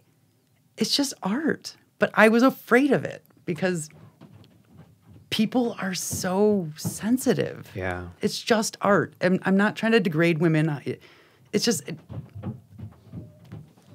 one of those things where I'm just like, I struggle with that. And that was one of those things where I'm like, I kind of gave up on it. Like, okay, well, now it just sits and I can't promote it. And it was metal breast, just like something you made? Yeah, just like 2 little spheres. And why didn't you want to post it? Because the hands, I feel like we're getting into sexual talk now. But it was like hands touching nipples on this project. And it was just the frontal. Yeah. And it was literally just breasts and hands holding. Yeah. It just, to me, seemed weird. Like I'm putting a female body. I don't know. I don't know, but it made me super uncomfortable. And ever since then, it's like ever since that moment, I guess that's when I've kind of just felt like steer clear of all the political talk or the But everything's become politicized, so it becomes... Precisely. What do you do? What do you talk about? What do you... Make random jokes, go to Bending Brains and talk with Ben and bring some art. I mean, I don't know. I guess that's where I struggle. Like, I'm struggling having this conversation because I feel like I might be an extremist that doesn't... I don't know. I live in a different world in my mind, I think, and... You're not an extremist, though. I think you're saying a lot of things a lot of men and a lot of women think about every day. And they're just, who do you talk to? Maybe your spouse about it, your partner, your friend. Maybe you get a little carried away and you start posting these things on the internet where nobody cares or wants to hear that. And that's when the fights start. It's not an easy conversation, but it has to be had. Like, we have to talk about it and hear perspectives. Like, you're saying things that I've thought about, heard other women talk about, but not quite like this and not quite this much. So like, it's very helpful for me as a person. Like, another big issue is, for some reason, people feel like when they get older, they like don't have to keep learning. Like, they just know it all apparently. Like, well, duh. And it's like, you need to, will, and should learn every day until your brain stops. I believe. Why wouldn't you? Some people Life is don't boring want otherwise. It you is gotta boring. Just learn something new every day. You know. You should, and this is something to be talked about because it's not going anywhere. Why would it just disappear? Well, it wouldn't disappear. It would just be ignored, or it'd be the elephant in the room always. Like, no one would ever compliment someone that they look nice that day because they're scared of what might happen. Yeah. And that is really where things are headed. Like, everyone is petrified to do anything or a good compliment. Yeah. A good compliment, a healthy one, does wonders for someone's day. Like, I have gotten compliments. I definitely don't get a lot of compliments from women in the same way that a lot of beautiful women will get it, because I don't think I have that much of a traditional look to get those. But there'll be times when I'm like working out or going for a hike or a walk, specifically when it's nicer out and I have less clothes on, like shorts and t-shirt, and someone will be like, "Oh, you have nice legs," just stuff like that, and you're like, that makes you first of all, it clarifies that what you're doing is working. Start flexing all of a sudden. I do want it now. No, I'm gonna do lunges real quick. It clarifies what you're doing is working. That anybody will just be like, oh, I like you have nice legs, or like, you look better, or you lost weight since I saw you. It's just like, anything. Those are fine. I don't know what it's like to go beyond that. I've never really had like weird, creepy sexual comments thrown at me because most men don't get that. Maybe like some top tier guys might get it, but a lot of guys don't. Yeah, it is definitely more of a women's world. Oh, but yeah. I just feel like it's just this like the socially awkward. Like maybe people don't really mean to say something so creepy, but they don't know how else to say it because maybe they're just for the first time they're working up courage to say something. Do you think it might be like learn from their father or not learn from their father? Like both, maybe, I guess. It kind of depends. You could honestly even learn from your mother, good and bad. Yeah. It depends what their experiences were. And I just feel like the newest millenniums, I guess, or whatever the next... Millennials, Gen Y. Whatever they are, yeah. ZYXWDUT. I cannot keep up. I can't either. Like, I just... someone's got to give me some sort of tutorial on this. Like, how to function in, like, regular day society and Nobody the knows terms. how to do it. Nobody does. They do. Like, no, they pretend. That new age, but it's no like... one knows. I feel like we're doomed because... In our age, in our generation, and a little bit before or a little bit after or whatever, we have this ability to discuss and leave all of the kaboom part of it out of it for the time being and just have the discussion without getting pissed off or getting mad about it. But it's like, and show perspectives. But then you have, I just feel like the newest generation that is headed to be after us is going to destroy the world because it's so sensitive now. And it's not a bad thing, but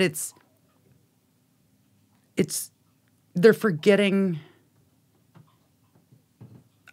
history. Build off of what you know instead of jumping to what you see. Like, put some thought into it to figure out whys. Like what we're talking about right now, like how they grew up, how someone was taught, what they're used to. Like, why would someone do one thing? Like, instead of just being like, oh, all men suck. You're all just pigs. And, I don't know how to explain it. It's just, I feel like it's so social media'd. There's zero communication verbally where people really have to put their heart and soul on the line and actually stare someone in the eye and say something versus, I'm going to type this, send. Mm-hmm. You're hiding still. And everyone's just they're forgetting to do, well, why do you think that happened? Take a step back, breathe, figure it out before you start blowing a whistle or getting pissed or jumping into a tangent. It's like, well, road rage. I mean, it's just, maybe someone's having a bad day. Maybe they word vomited something and it's now destroying their soul, but like everyone just ran with it. It's like, well, hang on. People aren't allowed to be sorry. Maybe they have a mental illness they're not addressing. Exactly. Maybe their girlfriend just broke up with them. Maybe their mom just died. Maybe they lost their job. Mm-hmm. Maybe they didn't get the part they wanted in a role. Like, you have to give people the benefit of doubt. Try at least. Yeah. Hear them out. Like, hear out thoughts. It's where long form television series, long form books, long form conversation on podcasts, where they become, why they are still sought after, why people love to listen to people talk for a couple hours, listen to a whole record that's 60 minutes long, watch a TV show that's 7 seasons. Like, these things have nuance. They build up, and you can get a lot more out of it. You can learn from it. And you can also learn that there's just two everyday people sitting around talking about stuff that they still face and others do too. And it's a reality. Like, we are in this country and these problems are real, but we should talk about them and try to come up with solutions and figure out what it is that's going on. Exactly. Instead of just blaming and yelling and men are pigs and women just want it. It's like, no, there are some men that are pigs. Yep. And there's probably someone that just want it. It's a spectrum, a spherical spectrum. It goes in every direction. There's no right or wrong answer. You can't rule anything out. No, you can't. I'm not saying that those are the norms, but that happens. Like, it really does. Much middle. And the middle. Huge middle. That's the bell curves are everywhere. Mm-hmm. But that's the forgotten part. It's everything is like extreme, and it's so black and white now. It's kind of scary. Mm-hmm. It's okay. I'm gonna say a political comment, and then I'm gonna hate it just because I knew better. But like tweeting now, our president tweets. Everyone tweets, apparently. I still don't understand it. Like, I don't have enough cool things to say that people would want to listen to me. But like the point being is that just the world as it stands is so much. It's so quick to post, and no one has to think about it. You just instantly have the world seeing whatever that split moment of your life you felt, and you can't take it back. And that's scary. It's like people read a text different than how you meant it or meant to say it or whatever, and they take it into a context based off of whatever their mood is or how they think you are currently feeling. But in reality, you could be like the happiest person in the world. You're like, oh, well, I didn't mean it rude. Like, I'm super sorry. And now it's a fight, but you're like, whoa, hang on. Like the benefit of the doubt. Like, hang on a second. Did you ask me? Be like, hey, are you pissed off? Well, that was a dick move. Or like, oh, I'm so sorry. You didn't mean it that. Like, all of that is gone. It's like you say one thing and it's over. Yeah, having a debate through a text or even a conversation through a text or something serious through a text, none of that works. Like seeing the person's face, where their eyes are, their hair, how are they touching themselves? Are they sweaty? Are they nervous? Can you see genuine pain and suffering and they didn't mean what they said? Like these things, we did them for hundreds of thousands of years, and only this last blip have we changed it, and we see what happens when you do that. We see what happens when you add filters onto people that aren't real and makes them look alien-like, robotic-like, not like a human being. Yeah. That's a whole nother pressure. I know, the pressure of social media on women, like the looks, the clothes, the filters, the hearts, the stars, all of it. I personally don't like any of it. And I don't know what men do, but apparently it's a popular thing. I guess I just don't make it. I don't understand. Like, why do you want a picture out there of yourself where it's not really even, you filtered yourself and now you're just like. Well, you tell me, what do you think is going on? In a woman's mind, do you think it's the pressure of wanting to always look as clean cut as possible? Well, I mean, I feel like everyone is looking for attention in some point. Nobody wants the ugliest picture of them ever to be up there, except for me on my selfies. I love ugly selfies. Oh, I rock star at it. But I feel like a lot of people are like, oh, the better I look, the more attention I'm going to get. So on a post, right?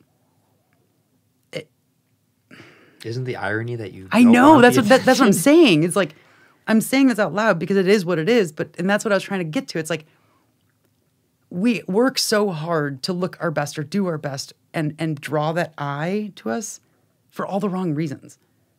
So when you're doing filters and you're posting your selfies and you're trying to look so damn sexy, it's like, what do you want? Like, what is it you're trying to get out of it? Like, I don't understand now. I'm confused. Would you be mad if you posted a photo? Not you, but you can use it. I'll be honest. A woman, you post a photo. You have maybe a little bit of filter, a little bit of cleavage, all the things that we're associating with the standard classic sexual post, and men start commenting nice things, maybe a little more less nice things like, oh, you're sexy, or things I want to do to you, like those types of things. You know, and I guess the way I see it, I look at it like, if I'm going to post a picture that involves all those items, I'm asking for it in my own mind. That is what I'm looking for. I don't see any other option for it, because the way I would see it is if I'm showing cleavage in a picture, I probably would crop those out. You know, because I don't want, that's not the point. If I want to take a picture of my boobs, oh, there's the cleavage. Yeah. But that's where I guess that's where I get it. Maybe my mind works a little bit more cut and dry with it, but like I can't tell you how many times in the 31 years I've roamed this planet that I've heard women talk crap about other women showing too much stuff. Every type of woman I've met, I'm not even generalizing. It is something I hear enough to where I feel bitches. Like I could just say it, and every woman's like, "Yeah, I've heard that." Yeah, what is that? Everyone's in such competition for the wrong reasons, I guess.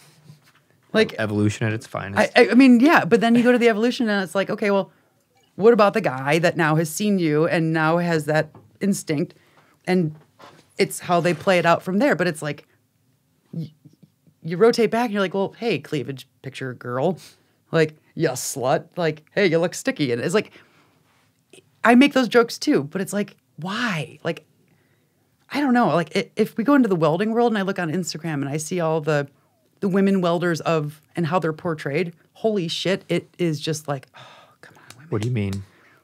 I don't know anything about that, so. And again, I'm generalizing here, so, but like, as someone who I'm still newer to Instagram, and I'm still trying to find, my friends and who to follow and who I find really interesting. And when I see pictures of, like, let's say showcased females welding on whoever's posting it, like, brand names, they're always in provocative, like, positions, like ass out, and they're just like trying to be all like sexy, and it's like, just weld.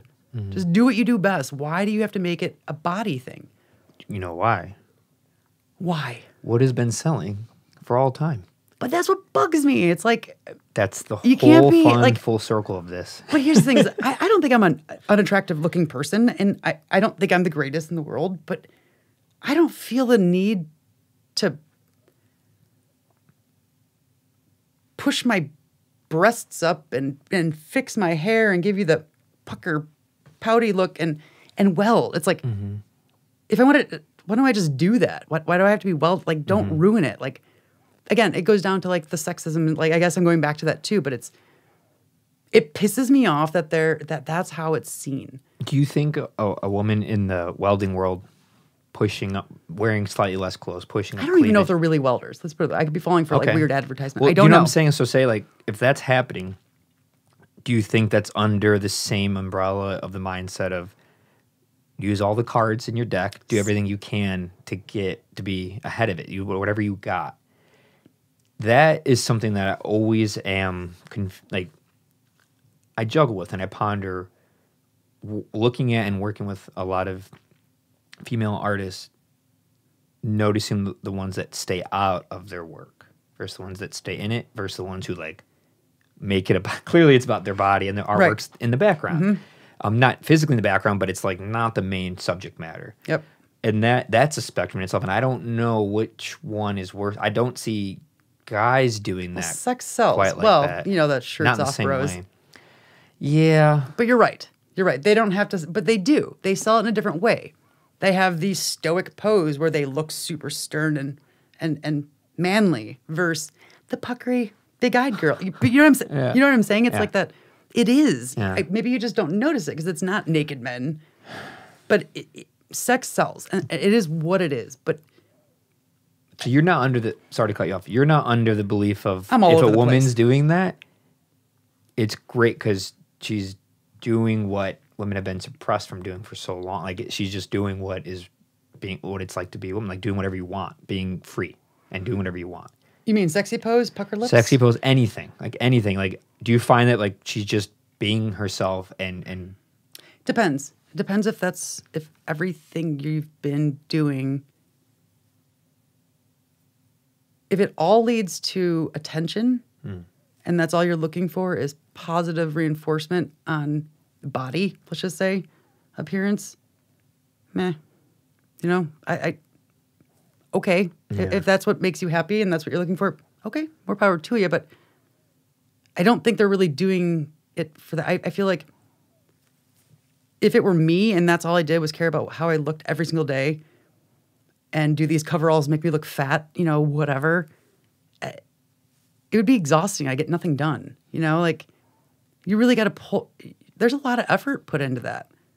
Getting ready, like practicing your butt pop. I don't know if they do. I don't know. I guess I don't really agree with it. But if you're a badass welder and you are super hot and that's what is working for you, good, go for it. You could own it. I have no problem with it. I just feel if you see those pictures, like you're saying, like, okay, you're not focused on the project they're working on or like the picture in the background of the art. The picture is meant for that person to be the focal point. There's a difference. You know what I mean? Yeah. Does that make sense? I guess Yeah. that's where I'm kind of going. So I'm kind of on the opposite side. It's like, stop being so provocative and prove that what you're doing, the purpose of it is what you're looking for. Like, what are you really trying to accomplish? If you could admit, I just want to look hot while doing this, okay, go for it. I'll like that post. yeah. But if that's not the point, then don't ruin it for us. Isn't it funny how you can sometimes tell too when it's genuine and when it's not? It's kind of obvious. Yeah, and it's not because one looks worse than the other. It's you see the pucker face. You see the whole intent, the whole composure of the whole thing. I can't even get sexy. If I do that, it's like, okay. It's like I just don't get it. It's like there's a lot of focus that has to go into like skinny arm and like positioning yourself just perfect for your perfect. It's like, what? So it sounds like what we're getting at is even on the female side of that. That I'm angry at females that are really pretty and want to take pictures. that whole spectrum is very nuanced as well. And I also hate men because they're chauvinistic pigs. I'm kidding. Right, though? I know, they're not, though. No, I'm saying like the whole spectrum of women being sexualized or like doing it to them, like not doing it themselves, but it's the only way you get attention. You want to like people tell me all the time that they're like, oh my God, you should have a show, like a reality show. They just want to watch me do my dumb shit. And I'm like, you know what? I'd love to, even myself, because I do a lot of weird stuff and I just can't capture it. And I talk to myself all day and I tap and I did. But it's like, you don't get a show doing just that unless you also have, like as a female, like, and I'm not saying you don't, but do you get what I'm saying? It's like, if you're super hot and you're gonna work that aspect too, now you draw in like another perspective of your audience in that world. And I guess it's kind of one of those like the selling of yourself to get to somewhere like that is still focused on the wrong thing.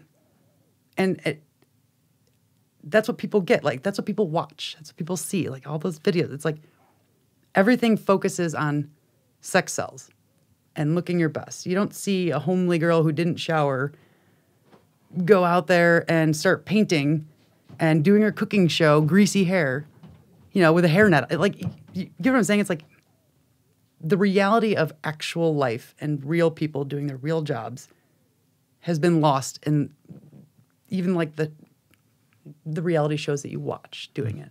So I look at it and I'm like, well, why do you guys got to ruin it? Like, why does, and I'm not saying you guys like women or the people in them, it's corporate. You're higher up, again, sex sells.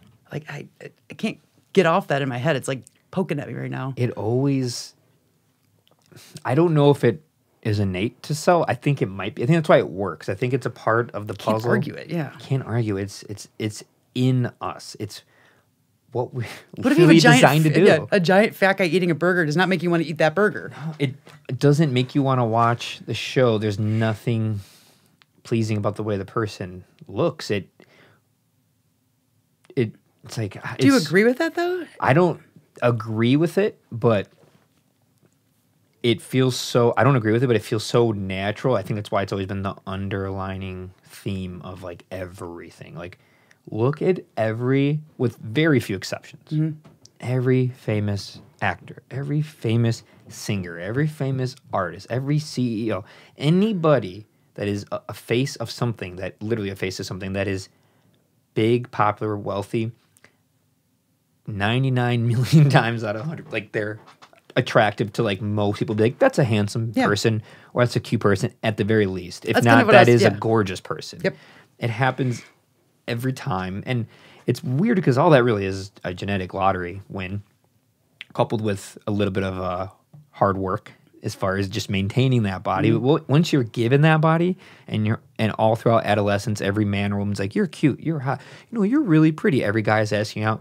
You can see the results and then you feed into it and you're like, okay, I'm gonna take care of myself. I got the genetic lottery. Maybe. Genetic lottery. It's like just the genetic lottery. It's all blind luck. And geographical placement. But why? As much as I like it, like, what if you're born in the wrong country? And you're beautiful. I don't know. I don't agree with it because I have always felt untraditional in the way I look, the way I interface with the world, like the way I'm perceived. So I don't buy into it and I kind of ignore it and I just do what I'm going to do anyway. But I can see what you're saying, like on Instagram in particular, you can see the female artists that don't post. They're not in anything. Like, you never see them. You know it's a woman just because the Instagram name is a female name, and like it ends there. You don't know anything about them, and then it goes all the way to where all you see is just everything. Selfie, driving.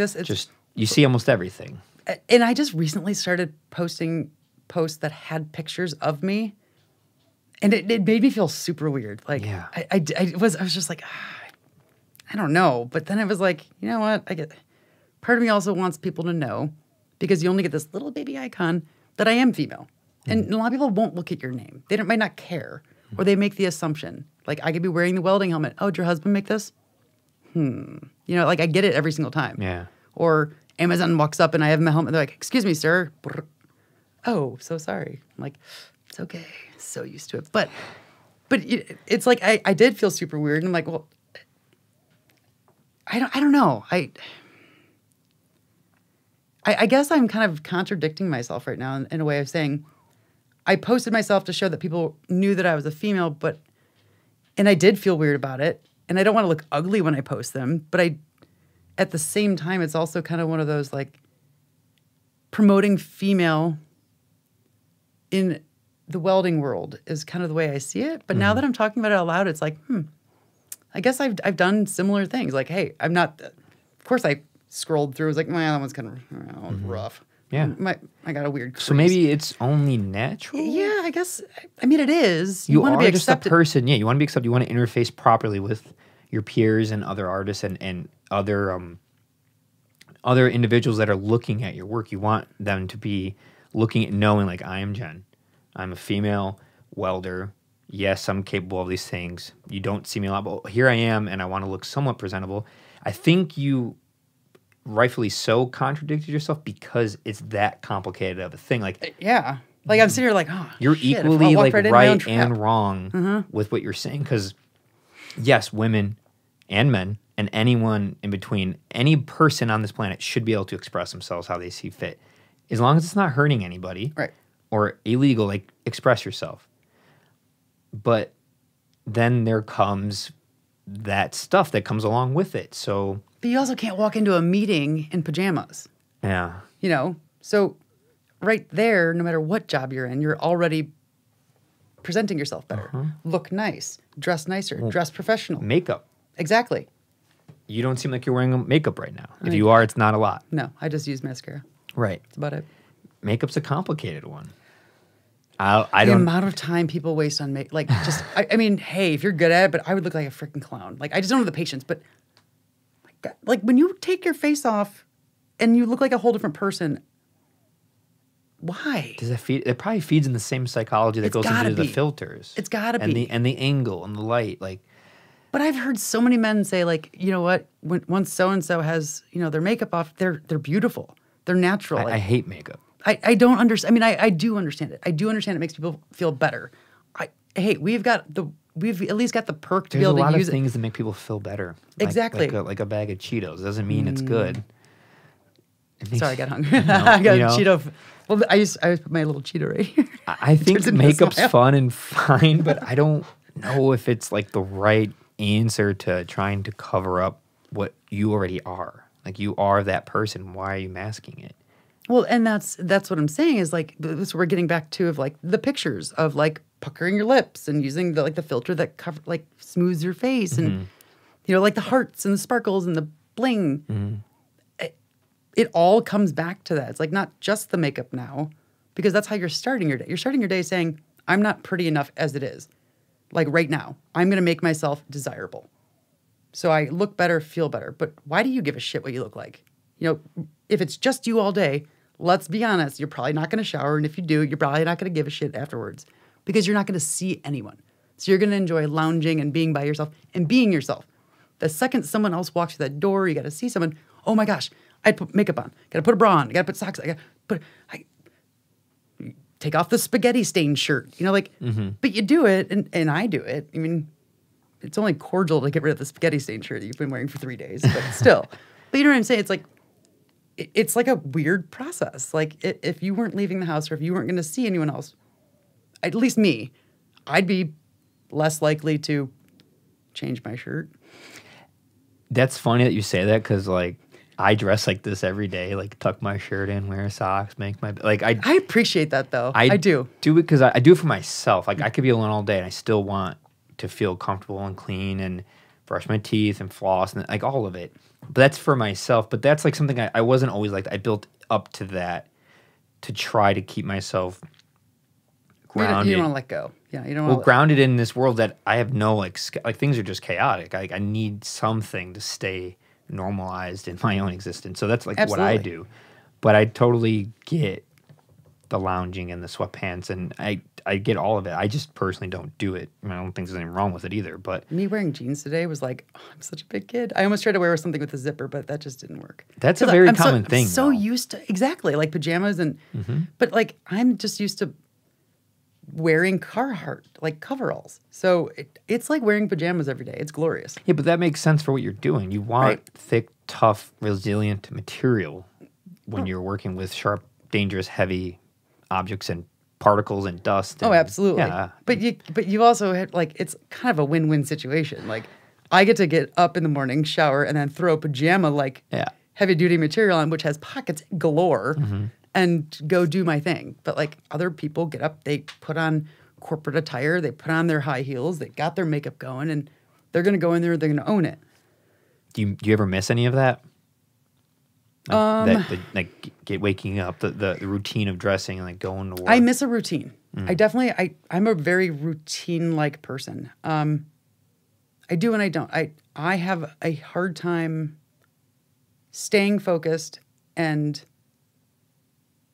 just kind of prioritizing life, because when it's whatever you feel like, it could be whatever you want it to be. So I could start 18 things with no repercussion of it not being done. But getting up and getting ready, I don't really miss. I do miss, I've kind of lost my femininity because I'm in such a man's world type of thing. And what I'm doing is very rugged and no soft hands in this world, and it cuts and bruises, and it is what it is. But that's a complicated thing to say, femininity or masculinity. Like if we're under the mindset that it is completely only taught and not or learned and taught and True. not innate, do you feel like you lost it, or do you feel like it was something you learned and now that you're not in it, you're just kind of like It's kind of a valid point, or a way to look at it. I guess there are some things like, I'm going to try to find something to argue, and I can't. I'm like, let me pull through this one. Because I'm kind of the opposite of a lot of it. So, like, for me to argue something I don't do, it's like, I think you won this one, Ben. No, I'm not trying to win. It's just a question. It's a very good question, because I don't know if it's been taught, but I guess it's always been required in the corporate world. So if I showed up in jeans and it wasn't jeans day, you're in trouble. You know what I mean? It's so like weird. I know. We had to pay for jeans, like to be able to wear Uniform. jeans on. But it was like I always had to dress corporate. Like I was wearing full out, like real dress. I mean, it does make you feel good, but did I like it? No, I hated wearing heels. Then I'm like 6'8". Dominate everything. I'm like, oh, excuse me, I got a duck to go out of this, I'm gonna doorway. slam dunk on you guys. Exactly. I'm gonna pick you up and you need some. Do you know how many times I'm at the store and people are like, excuse me, ma'am, can you help me? Oh my god. I'm always pulling things off the top shelf. I don't even need those little hook things to get the shirt off of like the second tier at like a clothing store. I got that. That is one of my biggest pet peeves. I try my best not to do it. I'm definitely guilty of it, but I do everything I can to not do it. Pointing out things to people that A, they've probably been hearing and told their whole life. Do you and play basketball? B, something that will probably offend them or hurt them because it's always seen as a negative thing relative to their existence. So if you're a tall woman, welcome to hell. yeah. Kidding. If you're a short man, Well, same. It's like the opposite. Yeah. And I don't even know which one's worse. It seems like that one might be worse because you got guys crapping on you and women crapping on you at the same time. And you can't find anything to wear. Yeah. No. It's tricky. But things like that, or if you have like if you have big hands, if you're, I'm a basketball. Yeah, all these things. Someone's like, oh wow, you're really, or if you're a thinner person, or you're a larger person, like, oh, you're so thin, you must be anorexic. It's like, why would that person want to hear that? Exactly. In what world does that statement make any sense to say? And they're like, you know what?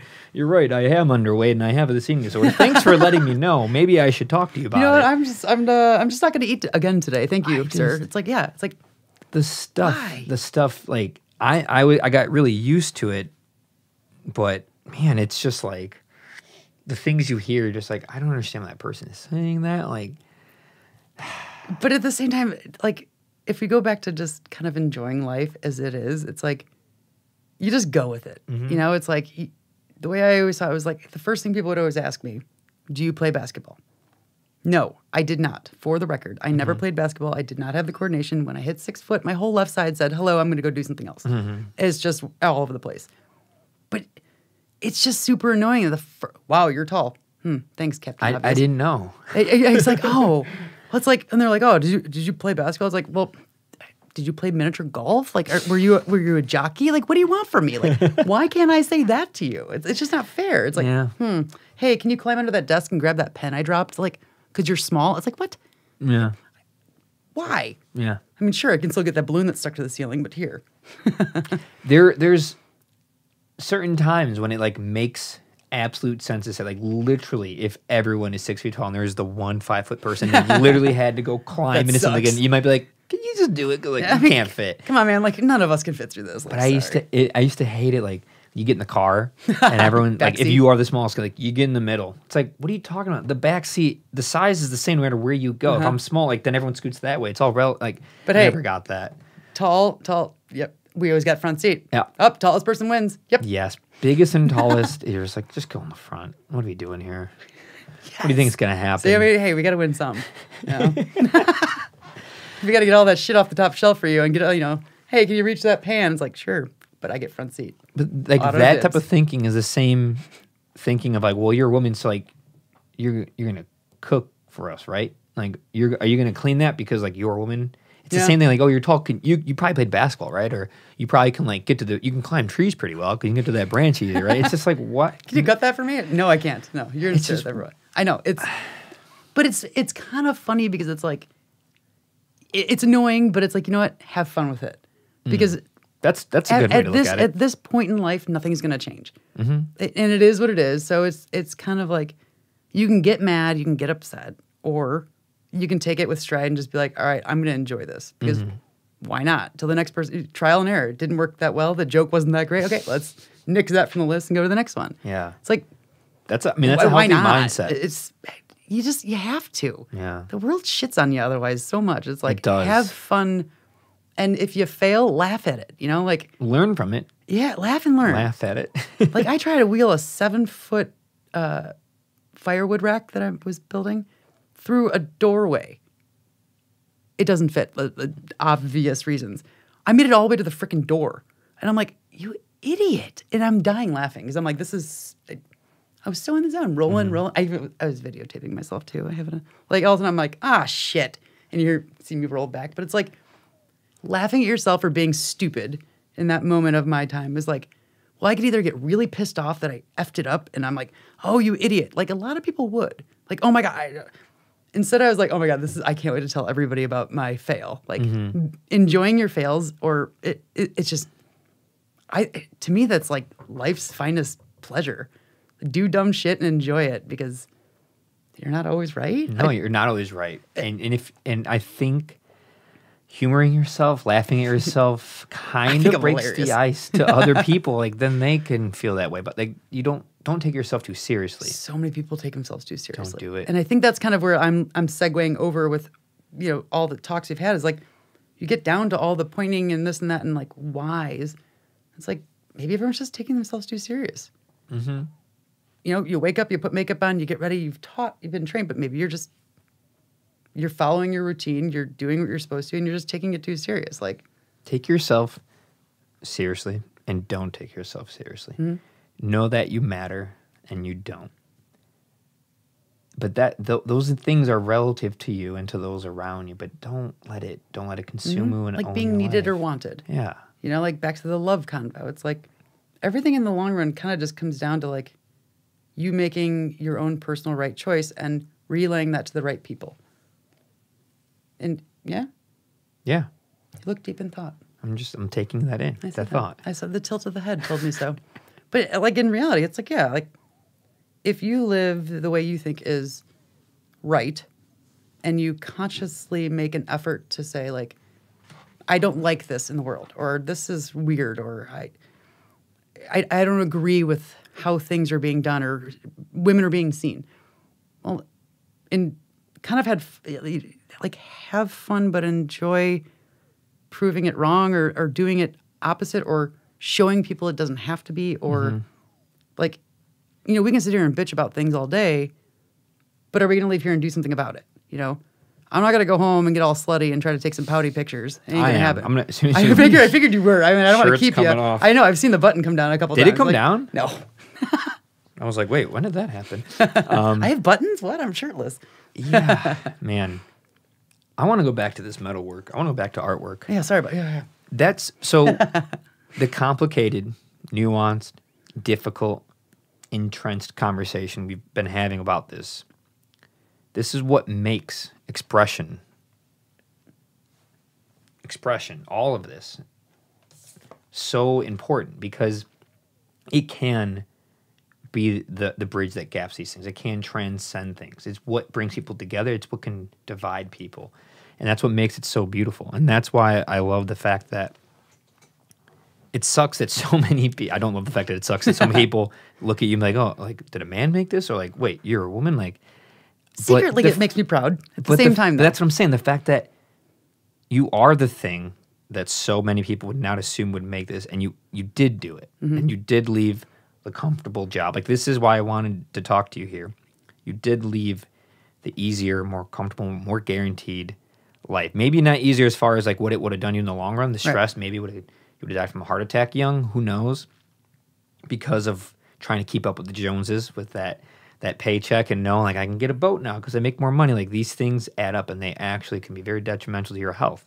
But the fact that you chose to leave that and pursue a passion that was obviously just true to you. Like, you didn't care about the sexuality with it and the stigmas. You didn't think about it. You didn't think about it because never crossed my mind. A person who's truly doing something they love does not think about that. It's amazing. Like wow. you just don't. Like, when I'm in the zone doing the things that I want to do and the things that I know how to do, I don't think about any of the stuff. And the more anybody goes, well, you can't do that, or what about that, or who's going to do that? I go, I'm going to do it. Like, I'm going to climb that tree. I'm going to get electrocuted. I'm going to break a bone. I'm going to stub my toe. I'm going to lose the money. Like, I'm going to do it. But at least you can say you did it. Yes. And that's something to be proud of. Yeah. Because failure is not always a bad thing. No, I've learned so much from failing. Exactly. I fail every day of my life. I fail. And every morning I'm like, not doing that again. Yeah. You know? I'm like, I've probably repeated a couple of my fails. Just be like, I got this. No, it didn't work But that's how you learn. And canceling people, that doesn't even work. Even if someone did something heinous, like, why did they do that heinous thing? How can they learn? They are a human being. You know, they were born. Whatever that led to them to act or believe that. Like, what did they do? Let's talk about it. It's figuring out. Throwing them in a cage and locking the door and throwing away the key doesn't work. Tried it. It breeds, well, I'm talking about prison, but it breeds more problems. So, like, let's talk about, I'm not condoning bad behavior, but I'm not saying that you make a mistake and it's a 1 and 0, just on, off, like, shut them off, they're done. Come on, like, before the internet, all of our parents and their parents and their parents made mistakes, but no one was around to keep track of it. There was no digital information to keep track of it. There was no photos. And for some reason, we're just like fine with them. Like, yeah, you know, like, oh, great grandfather so-and-so was great. He used to play the ukulele, and it's like, but maybe he also beat his kids too. But like, you don't know that, yeah, exactly. No one was there to like nobody wants to talk. It. Yeah, nobody wants to talk about it either. It's complicated. And at the end of those those individuals' lives, you always go like, oh, they were a good person. They did something nice at the eulogy. You'll say something nice. It's like, but what if they like did this or didn't do that, or they stole something, or they broke someone's heart, like, because they made a mistake because they were young and they didn't know any better. Like, make a mistake, learn from it, apologize, own up to it, and apologize. Like, oh my God, I'm so sorry I did this, guys. Like, that's the anomaly. Everyone's quick to judge, but no one's ready to own up. Like, owning it is one big problem, I feel like. It's part of the best part about it is owning it. Yeah. It's the most respectable part about Absolutely. it. Anybody can mess up and then just try to lie about it. Exactly. But to mess up and be like, Genuine, I'm sorry. yeah, like, oh my gosh. I learned from it. I'll never do that again. Even if it's a crime where they have to go to prison, like, but that's the thing. If you apologize to the family, to the judge, and you go to prison, you do your time, why do you come out and you're still branded? Like, why are you still screwed when you come out? You did everything you were supposed to do. And the same thing with things that aren't so illegal that you go to prison, but just like everyday mistakes. It's something I've been working on a lot during quarantine, something I've learned, like, to try to be more honest, especially when you smoke marijuana and you get in your head and you're like, I should probably face that. I always use it as, like, face it. Just like, what is it that's making you sad, paranoid, kind of worried, probably something you should address. And obviously you don't need marijuana to do that, but if anything in your life gets you to that Paranoid place. might be coming from the marijuana. Just saying. Oh, no, it is. But I embrace it. See, that's good. I embrace, like, why am I that, like, bothered by something? Something is, I need to look at it and face it. Why is that string up there? Really, I just want to pull on it. It's my introspective tool. Like, and I do it, obviously, when I'm not smoking marijuana, when I'm sober, but I try to do it across that. Yeah. Like, if I could do it that way, I do it that way. I do it both ways. I take them both as they come. I don't go, I'm just high, I'm going to ignore it. It's like, no, this is bothering me. You want to investigate. And I appreciate that because it's like, no, the curiosity is killing me here. Like, I've got to know. Like, even if it's stupid and that, like, or no big deal, it's like, I got to know. And I love that. Don't go to bed upset at stuff. Don't wake up upset at stuff. Like, man, it feels so much better. And people just really appreciate it. When you do make a mistake and just, I'm sorry. Like, man, I'm sorry for, like, yelling at you about that. I was stressed about this conversation I had with a parent, and then you walked in, like, well, and then you start the day's good again. Exactly. But it's also it's a two-way street there. It's not just being able to do that, but another person being able to accept it and letting go of resent or like just saying, yeah, okay, I accept your apology is one thing.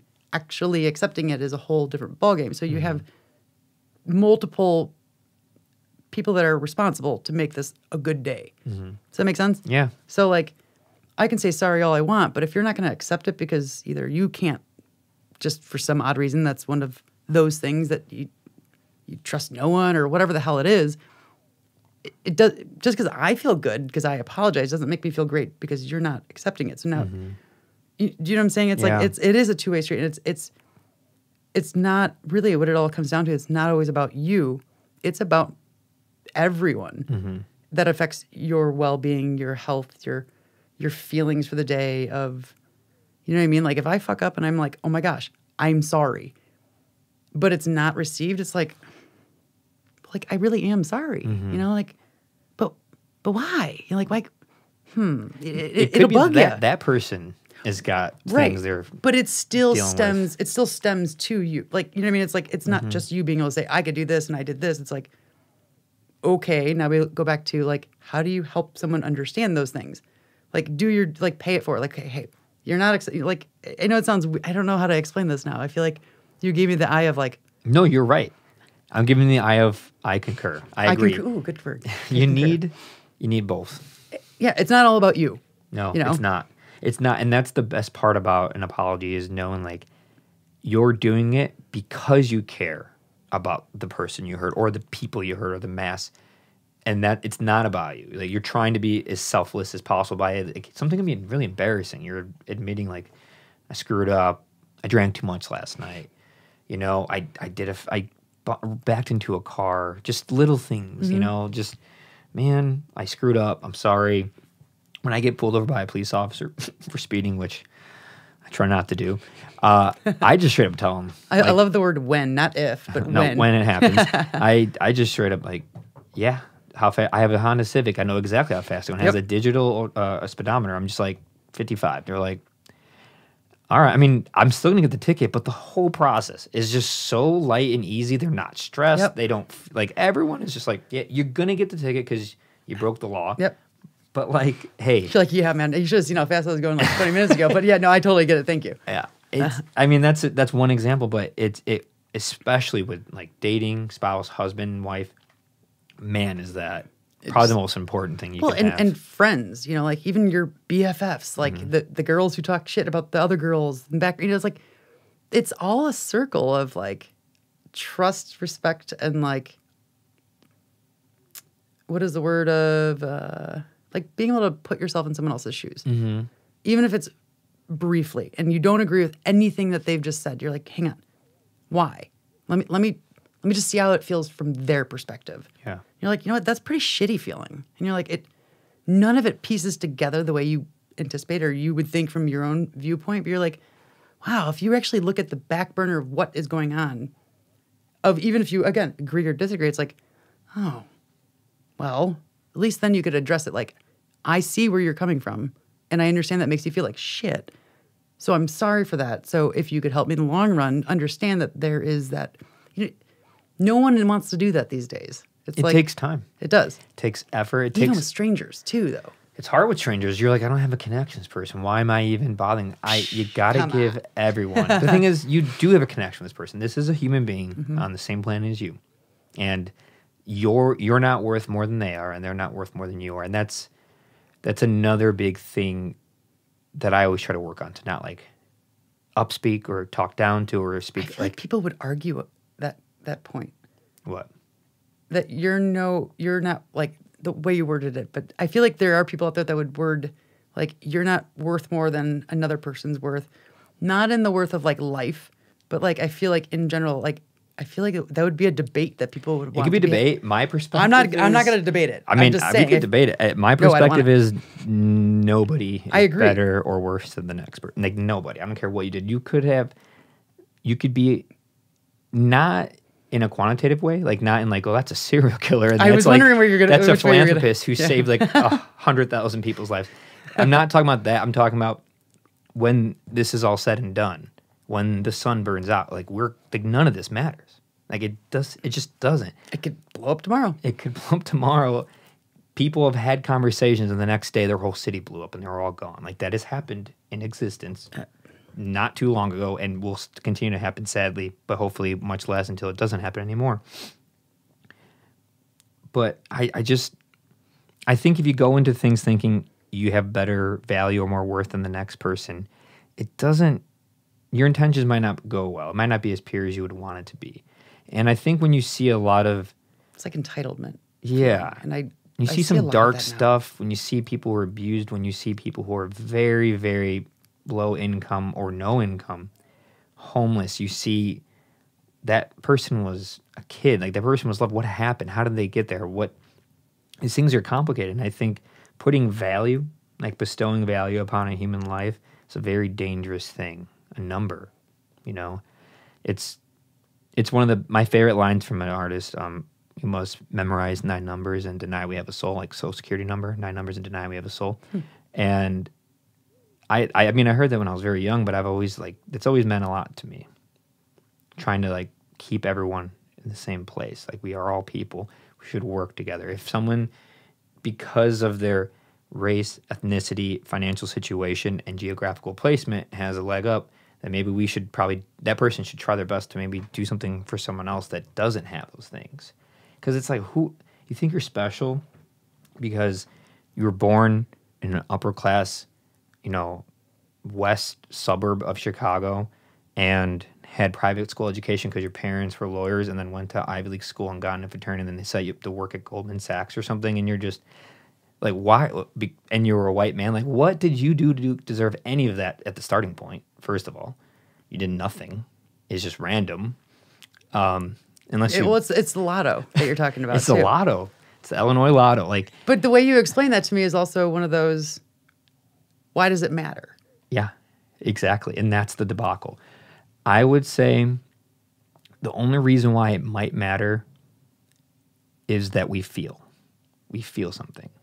But do you feel that those that were not born with that scenario, let's just say, hold resent for those, like that if they're not, and they're looking at that person, they already dislike them because they were privileged, or everything was handed to them.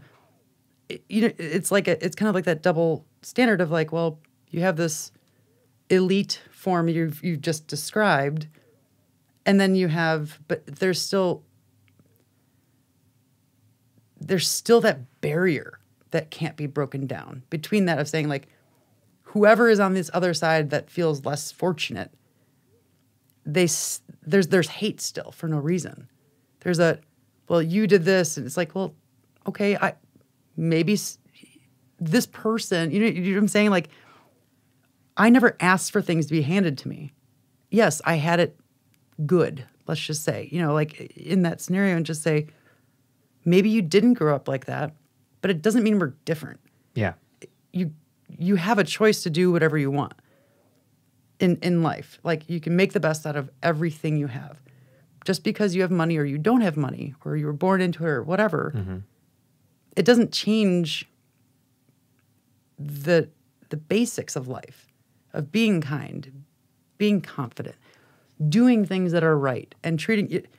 If you wipe the slate clean and you give those exact same two people coveralls and dress them up, there's nothing different about them. So why is it seen that way?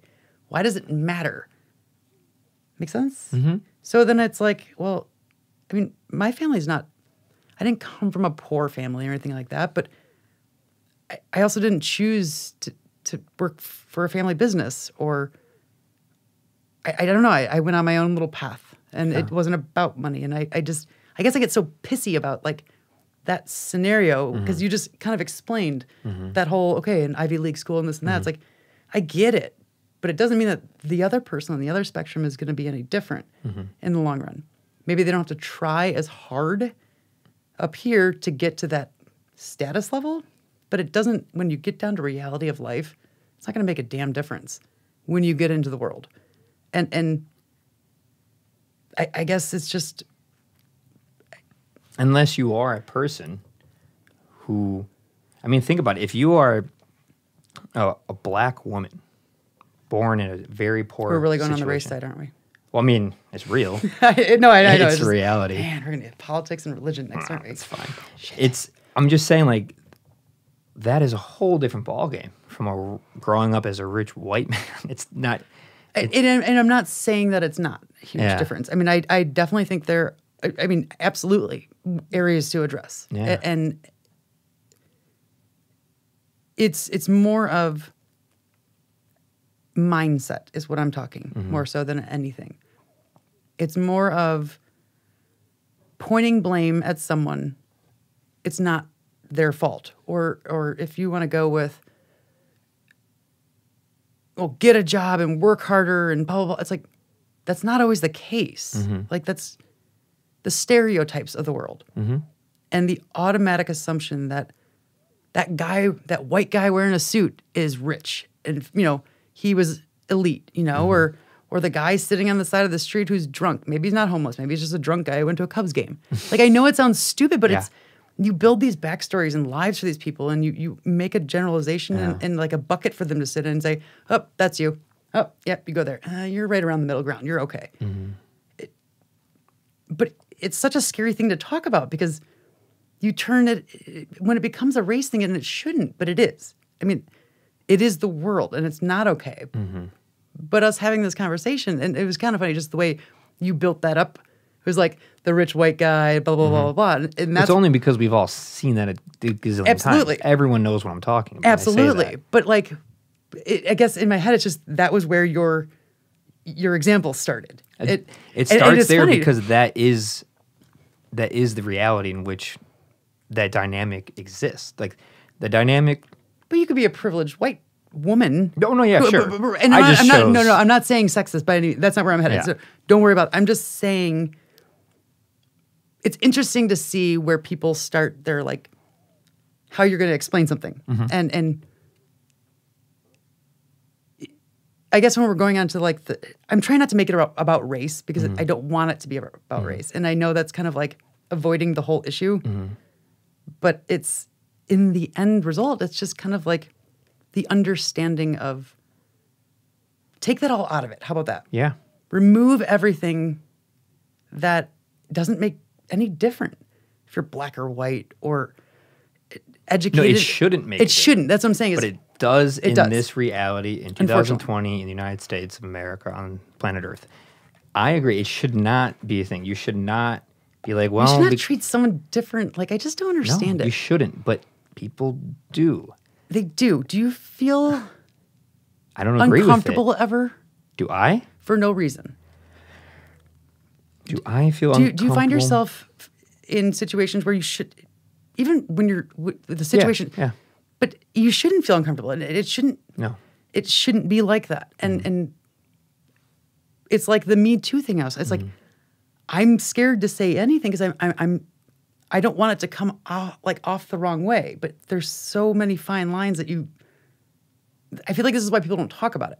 Yeah. Because you were so scared of someone taking something and running with it and being a generalization of like, oh shit, I didn't mean it that way. And now you have nowhere to back up. But like, That's why we're talking about it, because it's hard to I talk almost need a about. beer. You got a beer? I don't think I do. That's all good. It is complicated. It is hard to speak about. But I also agree. A woman, a man, a boy, a girl, black, white, Hispanic, Muslim, Asian, you name it, any human being, it shouldn't matter. Those things shouldn't matter. I agree. We're on the same page. That's why we're here, I think, because we're on the same page. But the issue is, for some reason, these things matter in the fabric of our society. It's woven into it. It's true. It has been. Again, waking up, taking a shower, putting your makeup on, getting dialed up, going out to be presented. I mean, it is. It's instilled in our mind. It's instilled in our mind. It's been taught. It's been in history for a while. Our parents have language they use. People who are older did. It's not right. It's not right that if you're a certain gender or a certain skin color, if you go somewhere, someone's going to be like, I don't want to hire you, or you're not the right fit. This isn't the right job for you because of that. It's like, but I am, like you said, like, what are you talking about? I'm fine. I could do that. Like, if I just left my mask on and you didn't see my gender, you'd be like, oh yeah, this person's fine to do this. But do you ever look at it in the other way of saying, and I just have to say it, hiring someone and looking at it and saying, well, now I'm concerned if I don't hire them, it may be seen as because of race, gender, blah, blah, blah, having kids, being pregnant, like any of those scenarios, which is illegal, but at the same time, like now you're tiptoeing. You feel like you're not, it has nothing to do with what like race or like in general. But now you have like that nervousness of like, as the hiring manager, you're like, well, shit. Like affirmative action, like. Yeah. Like, again, it just comes down to like, there's so many uncertain, it never used to be like that. And maybe that's why the world has tilted so much and we are where we are and wanting change. But I guess it's difficult because things are, how am I trying to say this? You're damned if you do and you're damned if you don't. I love that phrase. I say that a lot. That's all I could come up. I mean, really, in theory. No, you're not. I think where we need to belong is that comma. You're damned if you do. We need to be the comma. Damned if you don't. You need to slide in the middle of that and spread those things because it feels that way. But I think the more we learn and talk to each other and grow from it, the better it can get because it has worked. The dialogue, absolutely, the last 100 years, literally from women's suffrage in 1920 to civil rights in the 60s for the black right to vote, and even in the 70s and 80s with the feminist movement, the second wave, the third wave, like these things matter, and we've gotten so far. It's amazing. There are definitely way too many stubborn old white men who just cannot accept that other people are capable of doing things besides themselves. They have xenophobic tendencies. They have outdated mindsets. Xenophobic? Yeah, like being afraid of things that are outside of your country, outside of your norm. Yeah, I like it. Yeah. Thanks. It's a problem, and it's just so fascinating because the best things in the world come from all the different cultures. It's insane, yeah. Almost all amazing westernized music came from black culture. Like, it's amazing that some people don't know that. I mean, or they just choose not to. Culture, struggle, being pushed down, like these things create a creativity that you cannot fathom. Oh, yeah. It is absolutely any type of true struggle, burden. The some of the best poetry you'll ever hear are from people who are struggling, whether it's from their culture's actually struggling or it's just their own depression, just a struggle. Well, yeah, I feel like that's where a lot of creativity comes from, is like your inner feelings and emotions. And like you could see when I make stuff, you can see if I was in a good or bad or confused or, I go dark on some projects or, fun and whimsical, but like poetry or, just like you're saying, it's all fed by those emotions, but then maybe it's just all the people that are harboring those emotions and bottling them up inside need to be released. Yeah. Hurt people hurt people. Yeah, you need to get it out. You need to get it out. And there's a rage room in Chicago you can go to. Oh, what? Heard it? Rage room. You just punch stuff? Apparently, you get to pick your weapon and you could bring you could bring a printer if you wanted to and you'd be like, oh, I'm going to use a bat. Is that not amazing? And they just let you go ape shit on whatever you need to get your... I mean, that's what I always use Grand Theft Auto for. Just get that out. Like, I'm just telling you, man, there's a place out there. Hey, whatever works. Still want to go. Whatever works. I mean, there's a lot. There's so much. We could literally cover. You know what's funny is that we keep trying to segue back. And then for some reason we're like right back to, and then. It's what attracts me to creative output, whether it's like literally whether people want to accept it or not, like coffee. Like you saw me do my thing over there. At least you heard it. Like I was starting from scratch, grinding it, brewing the water, like the timing it, the pour over, the stirring, the bloom, all of that stuff with coffee. It's an art form. Metalworking, construction, building this house, building the foam, videographer, like audio engineering, recording, everything about it. Everything about it. And I love that because I've gotten so obsessed with that. I listen to podcasts and try to hear where they have their mics placed, how far they are from the person, the production value of it, how they have it equalized, how much compression. Like, that's where my mind goes because that's what kind of person I am. And I love all of it. Food. Someone else's steak with broccoli versus the next person's. Like, all these things. Steak. I know, right? Might just do that. Or you mentioned beer. Certain beers, the way they're brewed. Like, it's these things. I'll segue back to when I started with this. It's the in-between things in life which makes it worth living. It's the way people have their take on it, their attempt at it. And I love that so much that I want to also try to have those conversations about things like this. We need to have takes on things. We need to hear out sexuality in the workplace or on Instagram because, anybody's on Instagram, you'll see that. You'll see the cleavage and showing certain things, and you'll see people who are modest and then they don't show you anything, and which is either I don't know which one's right or wrong. I don't think there is a right or wrong. I don't think there is either, and I think that's what's so funny about it. You're like, we could talk about it. Well, and then I walked right into my own damn trap. Exactly. It's like, I get it, but it's like, I guess maybe it's just that going into this, like, maybe you're not making it any easier on Instagram. Maybe that's the problem. Maybe those things are fine, but the way that it's shoved in, we see it too much of it. Maybe that's the problem. Yes and no, because it's our own choice to be on social media, and I'm just now on it. Like, DZ Fest, honestly, was, I think, right before that. That's the only reason I think I signed up is so that I could start the communication factor. What up? DZ. I mean, again, for being someone that used to be on Facebook, then, I'm there now, but I'm not, like, actually using, I don't think. The point being is that 10 years away from it has really thrown me off the spectrum of even understanding it. That now when I'm on Instagram and things like that, it's like, oh, wait, what is the point? I have an option whether to go on there or not, to befriend those people or not, to block them if I don't like it. Well, you have a point. Your point is to promote your creative output for the world to see and for you to connect with them and you to bring joy to people and them to get joy out of the items they have. Like, real artwork. So who am I to say that, half-naked women is not bringing joy to someone? Exactly. Yeah. Oh, trust me. Again, it's bringing joy to people. Trust me. To one sticky monitor away. Had to. It's complicated, and that's what's great about it. I'm not mad at it.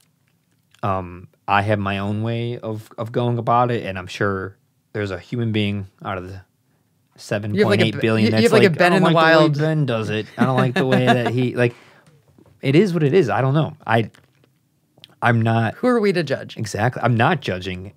I'm just curious. Oh, I totally was until now. I mean, we're not judging. I'm totally kidding. I have no reason to judge people. I mean, and if I do, I'll tell them like, oh, I'm totally judging you for that, like as a joke. But like, I don't care what you're doing as long as you're not hurting other people and you're happy. Have at it. Yeah, I 100% agree. But why would you want to get in the way of that anyways? It's like, isn't it? don't rain on someone's parade. Does it bother you? It bothers me when people gripe and nag on someone who's really just harmless. Yes. And they're just like so mad at You're you. like, what is your, why? Why do you care so much? Why do you care at all? My God, it's like living in suburbia and someone wanting to mow their lawn more than once a week, or maybe with 2 different types of mowers. I'm referencing a neighbor from back in the day, but it was just like why you got to hate on him? Maybe he just really likes his lawn. Maybe that's his passion, is mowing and having, gardening, horticultural. Did I get that right? So this is like world. It's like it's called neighbor battles. World gossip. Like it's on a huge thing. Like, oh, that country. Like, I can't believe in that country they do that. Like, okay, there definitely is some countries where I'm like, why is that's terrible? It's happening, but just a nice subtle culture. I can't believe that those women in that country don't shave their armpits. I don't know if I'm referring to France or not. So lucky. But it's just like, why? One less thing to put on your to-do list. Just saying. The shaving of the armpit winter. thing is such a fascinating subject. Like, because I've never shaved my armpits. Well, and then the women out there that don't, go you guys. Yeah. Because I've never seen someone that's like, oh my God, I'm so, maybe. It's like, hell yeah, you own that. Right. I find nothing wrong with doing it. I'd be the one that and gets I find gum stuck nothing in it wrong somehow or with something. not doing it. Yeah. Like, who cares? Yeah. I mean, if we're at a concert and you're real sweaty and your armpit hair drips on me, I'm going to be just as mad if you're female or male if it's touching me, okay? That's probably the only place I'm going to be really offended. If you're sweaty armpit, I feel like hair on the human body, man or woman, has gone down a lot. Like, even on men, it's like so many guys. Less burly? Yeah, less burly. Like, I remember growing up in the 80s and 90s. I mean, I don't get out much, and I'm married, so I think really about don't like the men you'd see in the 80s and 90s. It was always like furry, Yeah. and now it's like I the assumed, less hair, the better. I feel like I assumed, like, back in the day, like, everyone had full back hair and full, like, chest hair. Most. I mean, not me, of course, but. I'd say majority of adult men tend to have that. I think a lot of them remove it. Right, but. Because of societal pressures of whatever. I'm assuming. I mean, I guess if we're going to go with evolution or no. Or are we just going to stick where we're going? We'll just stay. Global warming, maybe? We'll go on that next. It's My dad's ears are ringing right now. It's interesting. Like, getting rid of hair. For some reason, hair has this like negative thing attached to it. I don't see why. I mean, but then again, it's also what about when smoking was cool and full-figured women were the thing? And well, the thing is, though, those are not natural. Okay. Well, Like, full-figured. Well, I mean, that's natural, but like the connotation, like if you're full-figured, like you're more sexy because you have this. Whereas like that's just Or you're just simply focusing on hair itself. Yeah, I'm just saying, like, hair is just natural. Like, I'm being really simple here. It's not that kind of, like, okay. hair I just want to, I'm going to tone it down now. I'm back on your level. Okay. like hair is just natural. It's just there. Huh. On everybody in different places, some more than others, but like always trying to remove it. It's a very interesting thing.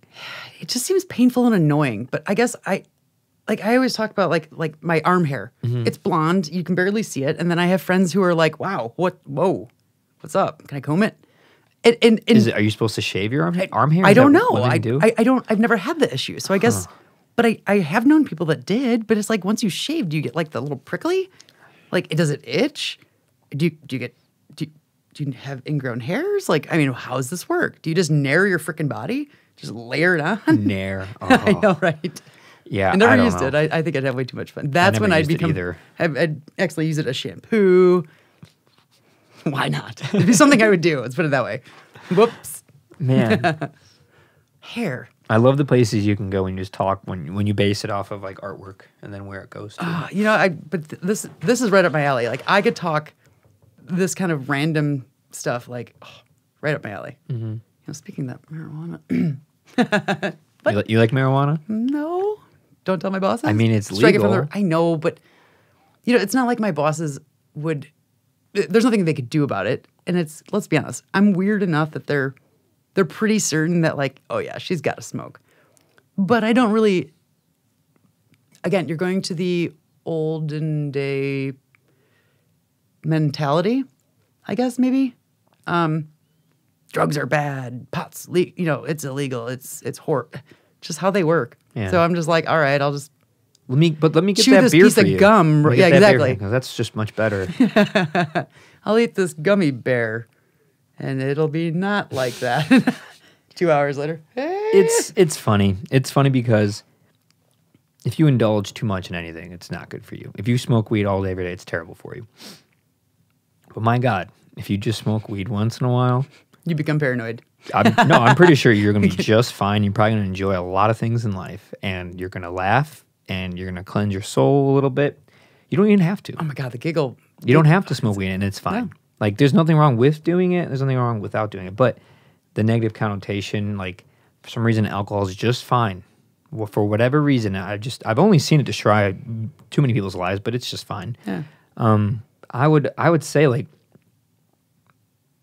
yeah, I'm very glad it's legal because it's just crazy to like put people in prison for that type of thing. It's absolutely crazy. Quit wasting the money. It's a like waste just, of money. Just stop. Like it's not that bad at and all. how many stoners do you really know that like are speeding like high heaven? Like No one. If anything, I've maybe, and this is completely sober. There's a place in Batavia, a certain street. I always frickin' stop at the stop sign that doesn't exist. I assume there's. And I'm not saying this because we're on marijuana talk. I'm telling you, I'm sober. There is no smoking involved or drinking. And I always stop. And my husband's always like, next street. I'm like, damn it. Oncoming traffic. I know. I'm stop. like, and it's like, I look at it, I'm like, I just think of all the like the slow ski stoner people out there. And it's like, if anything, they're probably more cordial. They're probably stopping at every street thinking it's a frickin' stop sign. It's like, yeah. And again, not that it's, you get what I'm saying though. You're It's like, not there's gonna so much listen, against it. It's like, what no the hell? one's getting the phone call for domestic violence because I'm going to be stereotypical because dad smoked too much. It's always because dad drank too much. This is super true. That's why. Yep. You're never going to be like, oh my God, he smoked weed and just wanted to fight people. I feel like marijuana just makes people let go of all their anger. You don't even fathom anger when you're high. I know. You're like, I'm hungry. I mean, it's the same thing with psychedelics. It's like, what are we doing here? Psychedelics can go pretty bad downhill real quick, though. And Just that. you've never had a bad one, huh? There's no such thing as a bad trip. Oh. There's Off-air stories coming soon. no, there's no such thing as a bad trip. There is how bad is the thing that I'm not facing. That's where there is a misunderstood trip. It is true. It is your head. It is your mind. It is your brain we're talking about. It doesn't go beyond that. So you're saying I'm doomed? No, not you. I'm saying like you as the individual taking whatever psychedelic drug. Like it is you. So what is it that is going on in there that is making you have this? I'm gonna do the air quotes like this bad trip because I'm facing myself. I love that. It's and then like you push those thoughts on the people like, oh, be careful, you don't want to have the bad trip. It's like now they're thinking like, oh, what's a bad trip? What does that even mean? Like I'm thinking you the don't time want I to went, find out. Well, I'm thinking like a bad field trip when you went and you're like, that's a bad like, or you went was boring. You went somewhere with your family to this forest preserve and you're like, that was a bad trip. Those can be bad trips. I think Did that just happen? Is that a bad trip? those would be bad trips. I love it. think that there's no such thing as a bad trip. I think there's Enlightening. I think it's just something you probably need to think about or face, or ponder or try to figure out. I like ponder. Ponder. Ponder always makes you just want to. But like, yeah, I don't know. I agree with you. Drugs that's an interesting thing. I mean, there's definitely certain drugs. I'm like, probably shouldn't do those, but the Steer marijuana, clear the alcohol, man-made ones might be a good man-made start. ones, Comet and kitty litter, things like that might be involved to be the making of. A lot of pills. Yeah. The pill thing. Yeah. That's a dilemma. It's weird when someone's fix. I'm not talking like I get what you're saying. Yeah, they might have a severe bipolar depression and they may need, this is the only thing that really is balancing them. When and if that is the only thing that works and they've tried everything, then okay, that is what it is. But to just be like, oh, I need this, and they just like pop it, or I can't do that because of that, it's like, I think you got to give yourself more credit. I think you might be able to. Unleash the inner weird and embrace it instead of trying to hide it. Yeah, I mean, you are fast paced. If you went to a doctor, would they be like, you got this, you got that? Most people just think I do a lot of coke, and no, I do not do coke. I literally have to say that like. When people are like, wow, you have a lot of energy, I'm like, I swear I don't. Jen, It's like, we're going to pound it. No, we're not going to pound it. We're going to do this. Oh, you know what? I get that a lot too. I just don't get it. I've gotten cocaine so many times. I'm like, I've never done it. I don't need it. No, I'm already phobia. on it. Total phobia of I'm like just even, already there. I think I am. if I were to do any of that, I probably would implode. I'd be like, wow, okay. Or I'd like turn into a slug because my body would be like, too much. But but that's fun. It's complicated. Like there are human beings that are high octane, and there's some that are just so chill. They're like, how are you there? And the thing is, I'm pointing up. I don't mean up in a good way and down in a bad Tall way. people.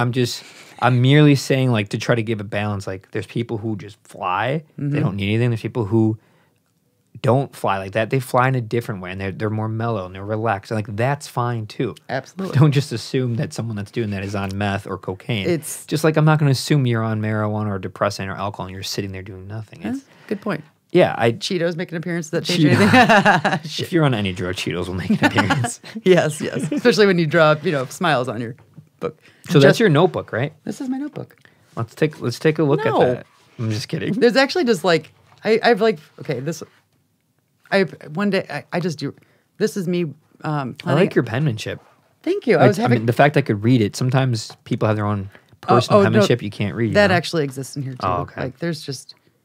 Okay. So No, that's all. I could read that upside down. That's how legible it is. I gotta hide it then.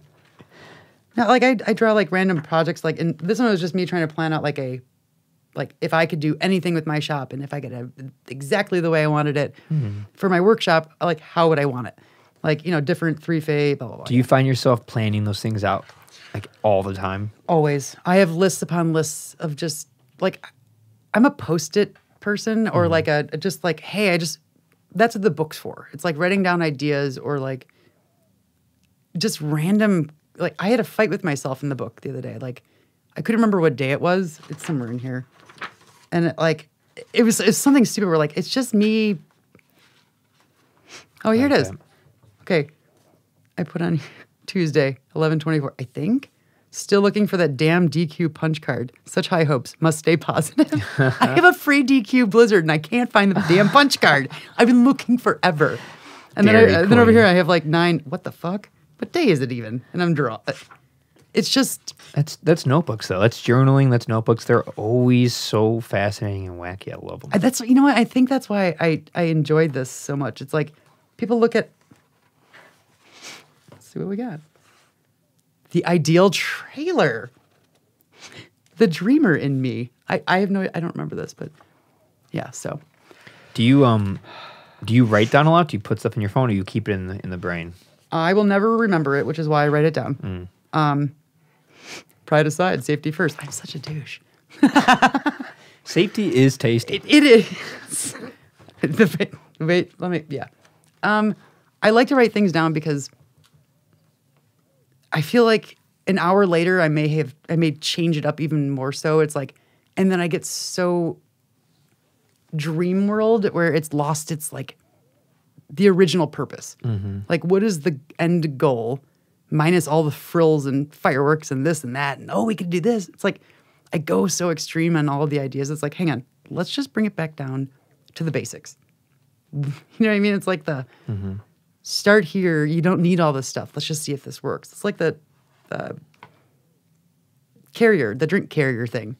It's like I have all these high hopes of like the legs could kickstand. You could play, you could buckle it in. How about just trying to see if we could just make a little slab that made it sit? Does it work?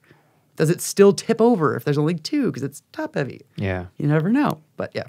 Isn't that the best part about doing following a creative endeavor is there's always something new. Even when you get really good at it, you're good at the craft, but the outcome varies on a lot of things. And that, I think, always having a new outcome instead of like, it's at a certain job, and I've had these jobs, it's like you show up, X, Y, Z, and you end here, and it's the same thing every time you go. You don't get any new information coming in. If you do, it's minuscule. It's not enough to make a difference. I feel like that's what attracts a creative mind to that pursuit is that always like you get to always be chasing something. Every day is something new. Yeah. Like the Heavy Heart project, I don't make things move normally. That thing is almost at least a ton worth in weight, and it spins. Like, to me, it's a huge accomplishment to have so much to it, but that was a challenge of its own. It's just like, any other project that I'm making, it's like, yeah, it could be a fail, but let's go bigger. Let's go better. But if I don't know how to do it, someone else can. That's when I lean for someone else. Like, hey, teach me something. Show me what you know. Let's join forces.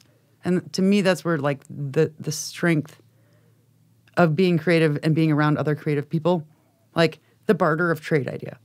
Like I'm huge on that. Like you want to teach me how to make bullets? Great. I will teach you how to. Those are trade. Yeah. Like you teach me how to make bullets because not that I really need to know, but it's pretty badass just to say, hey, I've made my own bullets before. And I'll teach you how to make a table and let's weld. Yeah. Like no money exchange, just. The old school way. Yeah. Like why not? You learn a lot that way and it's kind of more clean.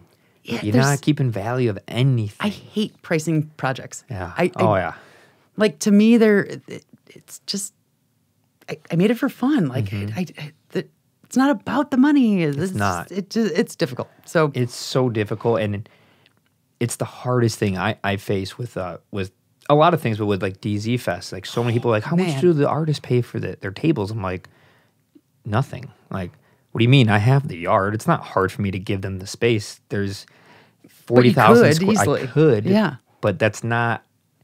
It's not the point. I can't do that. It's not the point. I try to leave all that out of it, so it is as genuine and clean and real as people say it is, because it really is. Like, I ask the artists if they want to come, I build them a table and give them a tent, like they present the work, like it's not hard for me. I like doing these things. Same thing with the bands.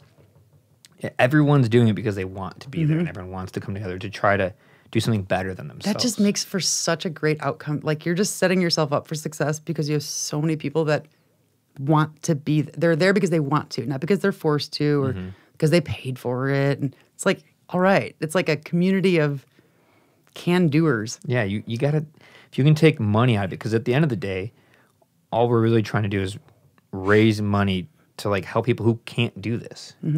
Like I'm fortunate enough to have a space to do this. Yes, it wasn't easy to do 9 years and get to where it is, but like I had the space to at least try. Yeah. Like I had the place, space, and the friends to at least try it. I might have failed the first time, and like every time. How many people showed up to the first one? Probably 200. Yeah. Really? It was I couldn't even name, but it was more than at my wedding. It was like Damn. a big party. Well, it's so funny because it's very complicated. 200 on your first attempt. Well, Damn. So if you knew the backstory of the DZ and how like that cabin in the back, such a big community. I started that in 2005. So the first DZ Fest 2012. So that's 7 years of like people hanging out there, parties. I tried breaking in there the DZ Fest. I just so badly wanted to see what's in there. I will show you someday. Yes. It's such a mess in there. It's been not taken care of for 5 years. It's just one of those magical worlds. It's a wild place. It's what started all of this. And but so many people hung out there that so when you say like, oh, we're having a DZ Fest at DZ Records, where the DZ like around here, it's not that hard to get 200 people here. It just isn't, because it's been so many years people coming in, That and you're born and raised here. I keep forgetting that. Yeah. So yeah, hometown is way different. Rooted thought, like the neighbors, everyone knows. Yeah. Like it's Your neighbors are awesome. I forgot they're about awesome. them. Yeah. Neighbors around here are really great. Very fortunate. What did I keep going over there for? Hot dogs, They're, popsicles. That's what they had selling. but they had something else. Really cool dogs. They have dogs. They had dogs. Yeah, different dogs now. Different dogs. Different dog. New dog.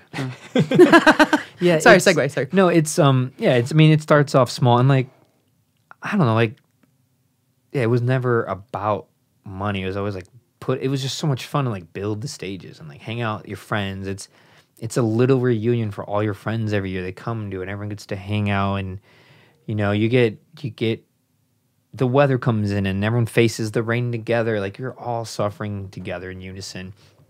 And it's just, I don't know, when you take money out of it and like the friend wants to help because they want to help. Yep. And the person who knows more about that is like, hey, I'll help with that. And the person who can provide a bunch of fruit because they work somewhere that they throw about, they just bring it for everyone. Like, hey, I brought a bunch of fruit, everyone eat it. Just those types of thing. You bringing your metal work everywhere and kind of like decorating the yard. And it's like a win-win. It's like you get to promote your stuff, and then you get to make like the DZ Fest yard look cool at the same time.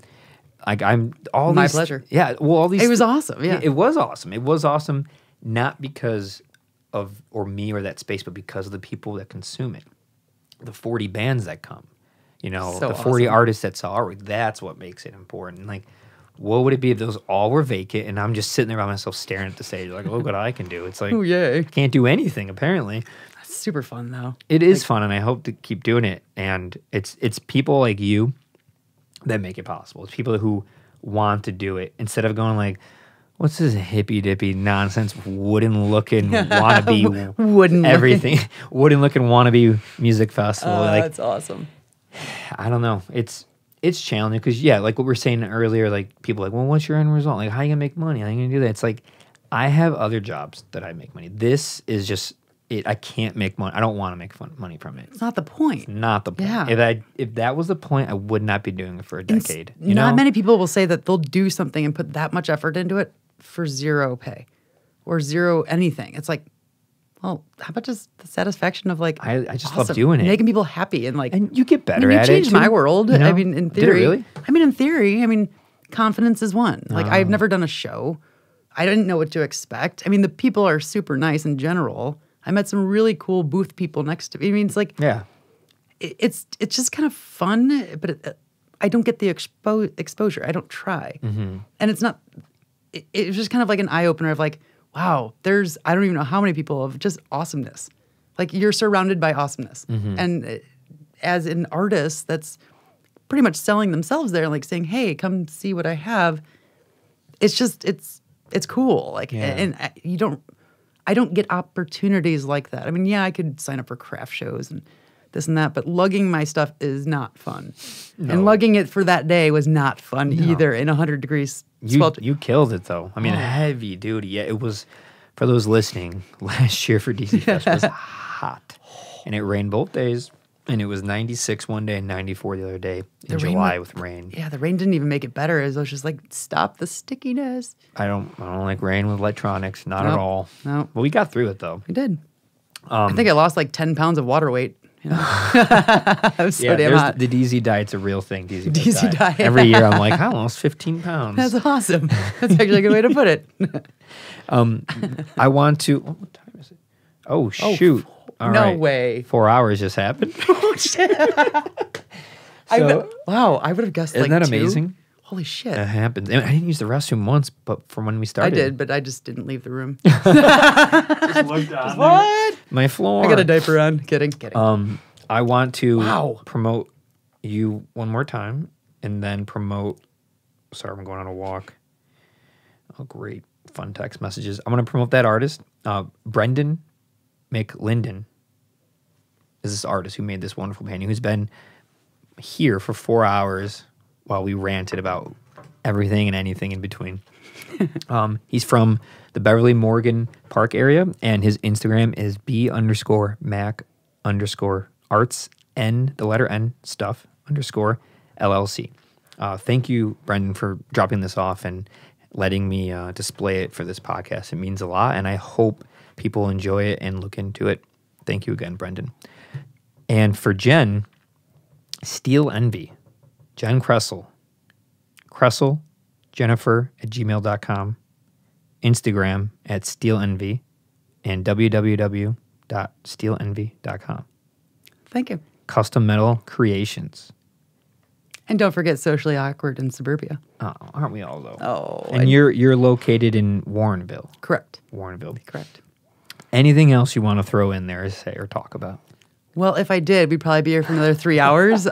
So let's hold it for next time. Next time. We'll have it next time. Who knows when, but it'll be. Man, It'll be. This is fun. It's fun, right? I was super nervous and awkward at first, but all right. Hey. I got this. We're just people. Hey, you know, We're it's just people. But let's be honest. It's 2020. We haven't seen many people, and social interaction is very minimal. And Yeah. you know, you're thinking of sitting across the table from someone, being like, I gotta make eye contact for like an hour, let alone 3. Like, Let alone this 4. This could be weird, but thank you. Thank you for being here. It was really nice to talk to you. I hope that anyone who listened or watched gained something from it, gained something from someone who you had one trajectory in life and you felt the need to do another one. We'll be corny. The road less taken. It really is. It can't hurt to try, I guess, Can't is hurt the to one try. thing. And life is too short to be unhappy. I mean, your loved ones would tell you the same thing. No one enjoys an angry person coming home every day. So you are the only person that can make yourself really be happy every day. So if you're depending on other people, you're looking in the wrong place, really, in my opinion. So, I mean, that's kind of how I do it is other people can enhance your existence, but you are the only one who can really make your existence. you make all the decisions, you know? So if it's something in your life is really taking over your soul, you address it. I mean, you don't have to quit your job and, launch into metalwork or anything of the sort, but finding something that lets you take your mind off horrible things or things bothering you and I don't know, metal makes me kind of work things out different. It's my passion. That's how I take my emotions out or feel. I think other people can find their own medium to work with or zone to get in somehow. I mean, we got nothing but time right now, let's be honest. So give it a whirl. Can't hurt is really all I can say. Amazing. Thank you, Jen. Thank you, And Ben. thank you for those wise words. Well, They are. let me know how they go. I will. I'll send you the analytics of everything. Yes, sweet. All right. Thank you for being here. Thank you. All right. Thanks, everyone, for listening. Bye-bye.